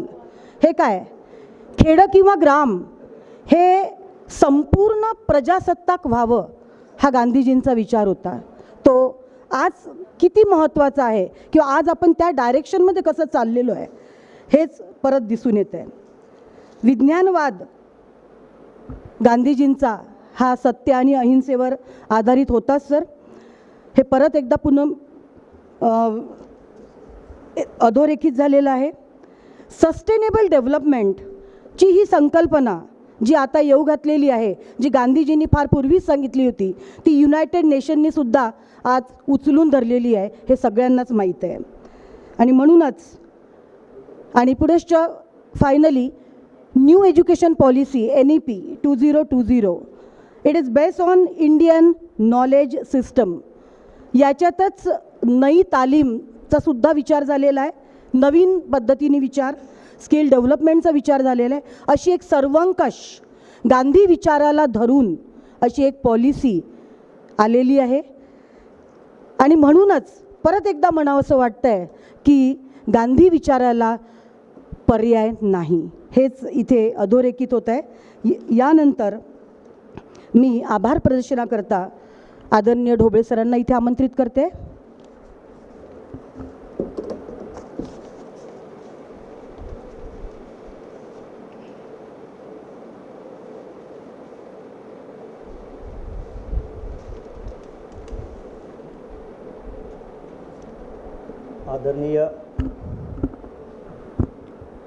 आदरणीय अध्यक्ष महोदय, व्यासपीठावरील विराजमान सन्माननीय अतिथीगण आणि उपस्थित सर्व श्रोतागण, आजच्या कार्यक्रमासाठी मला जे आभार प्रदर्शनाची जबाबदारी दिली आहे त्याबद्दल मी सर्वप्रथम विभाग प्रमुख माननीय प्राध्यापक वाटकर सरांचे आभार मानतो. आणि आज महात्मा गांधी स्मृती व्याख्यानाअंतर्गत आजच्या व्याख्यानमाला कार्यक्रमास उपस्थित माननीय डॉक्टर संजय दुधे सर, कुलगुरू रातुम नागपूर विद्यापीठ नागपूर यांनी आजच्या कार्यक्रमाचे अध्यक्षस्थान स्वीकारले व अध्यक्षनीय संबोधन करून आम्हास MSY एकादश व्रत अशा गोष्टी यांचं अमूल्य मार्गदर्शन केलं, त्याबद्दल मी त्यांच्या खूप ऋणी आहे. तसेच राष्ट्रसंत तुकडोजी महाराज नागपूर विद्यापीठाच्या मानव्य विज्ञान शाखेचे अधिष्ठाता माननीय डॉक्टर दत्तात्रय वाटमोडे सर हे इथे वेळेत वेळ काढून उपस्थित राहिले, त्यासाठी मी त्यांना खूप खूप धन्यवाद देतो आणि त्यांचे आभार व्यक्त करतो. आजच्या कार्यक्रमाचे मुख्य वक्ते म्हणून लाभलेले माननीय डॉक्टर रवींद्र रुक्मिणी पंढरनाथ सर एक यशस्वी व्यक्तिमत्व आम्हास इथे लाभले आणि ज्यांच्या अमृतमयी विचारांचे विचारपुष्प आम्हास ऐकण्याची संधी मिळाली. सरांच्या म्हणण्याप्रमाणे अत्यंत महत्त्वाचे आणि दुर्लक्षित असे विषय त्यांनी आज इथे आमच्यासमोर मांडले. सोपे करून विज्ञान आणि तंत्रज्ञान, गांधी विचार यांची सांगड घालून अनेक पैलू त्यांनी समग्रतेने आमच्यासमोर मांडले व उपयुक्त मार्गदर्शन केले. त्याबद्दल मी त्यांचे खूप खूप आभार मानतो. मी जास्त लांबवणार नाही. मला एक गोष्ट बोलायची होती. सरांनी वैज्ञानिकांचं आणि डॉक्टर दुधे सरांनी पण सांगितलं की विज्ञान वरदान की शाप. पण गांधी विचार हे फक्त वरदान आहे, शाप नाही. कारण न्यूटन आणि बरेचसे सायंटिस्ट आणि गांधीजीची जर तुलना केली तर आईन्स्टाईनने विज्ञान क्षेत्रामध्ये म्हणजे भौतिक क्षेत्रामध्ये संशोधन करून असं तंत्रज्ञान विकसित केलं, त्यापासून संहारकशास्त्र निर्माण झाली. आणि गांधीजीने ज्यांची प्रयोगशाळा होती साऊथ आफ्रिका, तिथे शोध लावला सत्याग्रहाचा. अहिंसेच्या मार्गाने कसं आपल्याला हिंसेपासून वाचता येईल, म्हणजेच सत्य आणि अहिंसा आणि प्रेम या गोष्टीद्वारे जगाला कसं जिंकता येईल यांनी हा यशस्वी प्रयोग करून दाखवला. म्हणून गांधीजी एक वैज्ञानिक. पण या दोघांच्या कार्याच्या तुलना जर आपण केली तर आईन्स्टाईनच्या संशोधनामुळे जगाला काय मिळालं, त्यांनी आपल्या प्रत्यक्ष नजरेसमोरच बघितलं. ते हयात असतानाच बघितलं नागासाकी आणि हिरोशिमा इथे जे त्याचा प्रयोग झालेला आहे, म्हणजे हिंसा झालेली आहे. तेव्हा ते गांधीजीच्या संशोधनाला म्हणजे गांधीजीने जो सत्याग्रहाचा प्रयोग शोधून काढला त्याला त्यांनी श्रेष्ठ मानलं. म्हणजे हा गांधी विचार जो आहे हा जगासाठी वरदानच राहणार आहे. म्हणून आज याची गरज आहे. सर, तुम्ही आम्हाला छान मार्गदर्शन केलं, म्हणजे उपयुक्त मार्गदर्शन केलं, त्याबद्दल मी परत तुमचे आभार व्यक्त करतो. या सभागृहात उपस्थित विद्यापीठाच्या विविध विभागाचे विभाग प्रमुख, विद्यापीठातील अधिकारी, संचालक, सर्व प्राध्यापक वर्ग, तसेच सर्व विद्यार्थीगण आणि सर्व शिक्षकेतर कर्मचारी आणि श्रोता म्हणून लाभलेले मान्यवर, या सर्वांचे मी मनपूर्वक आभार व्यक्त करतो. या व्याख्यानमालेसाठी व्याख्यानाचा विषय निश्चित करण्यासाठी माननीय कुलगुरू यांच्या अध्यक्षतेखाली एक समिती गठीत करण्यात आली होती आणि त्या समितीच्या सर्व सदस्याचे सुद्धा मी गांधी विचारधारा विभागातर्फे मनपूर्वक आभार मानतो. तसेच आजच्या कार्यक्रमासाठी ध्वनिक्षेपण व्यवस्थापनाची सुविधा दिल्याबद्दल मी विद्यापीठाचे छंद मंदिर यांचेसुद्धा आभार मानतो.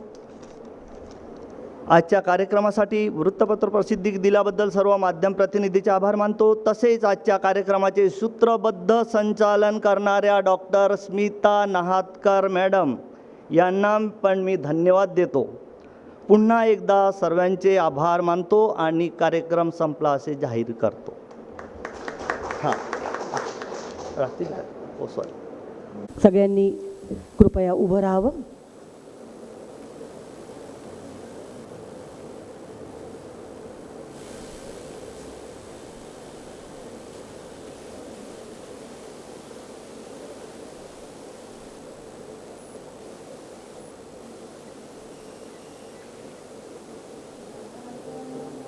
अधिनायक जय हे भारत भाग्य विधाता, पंजाब सिंध गुजरात मराठा द्राविड उत्कल बंग, विंध्य हिमाचल यमुना गंगा उच्छल जलधि तरंग, तव शुभ नामे जागे, तव शुभ आशीष मागे, गाहे तव जय गाथा, जनगण मंगलदायक जय हे भारत भाग्य विधाता, जय हे जय हे जय हे जय जय जय जय हे.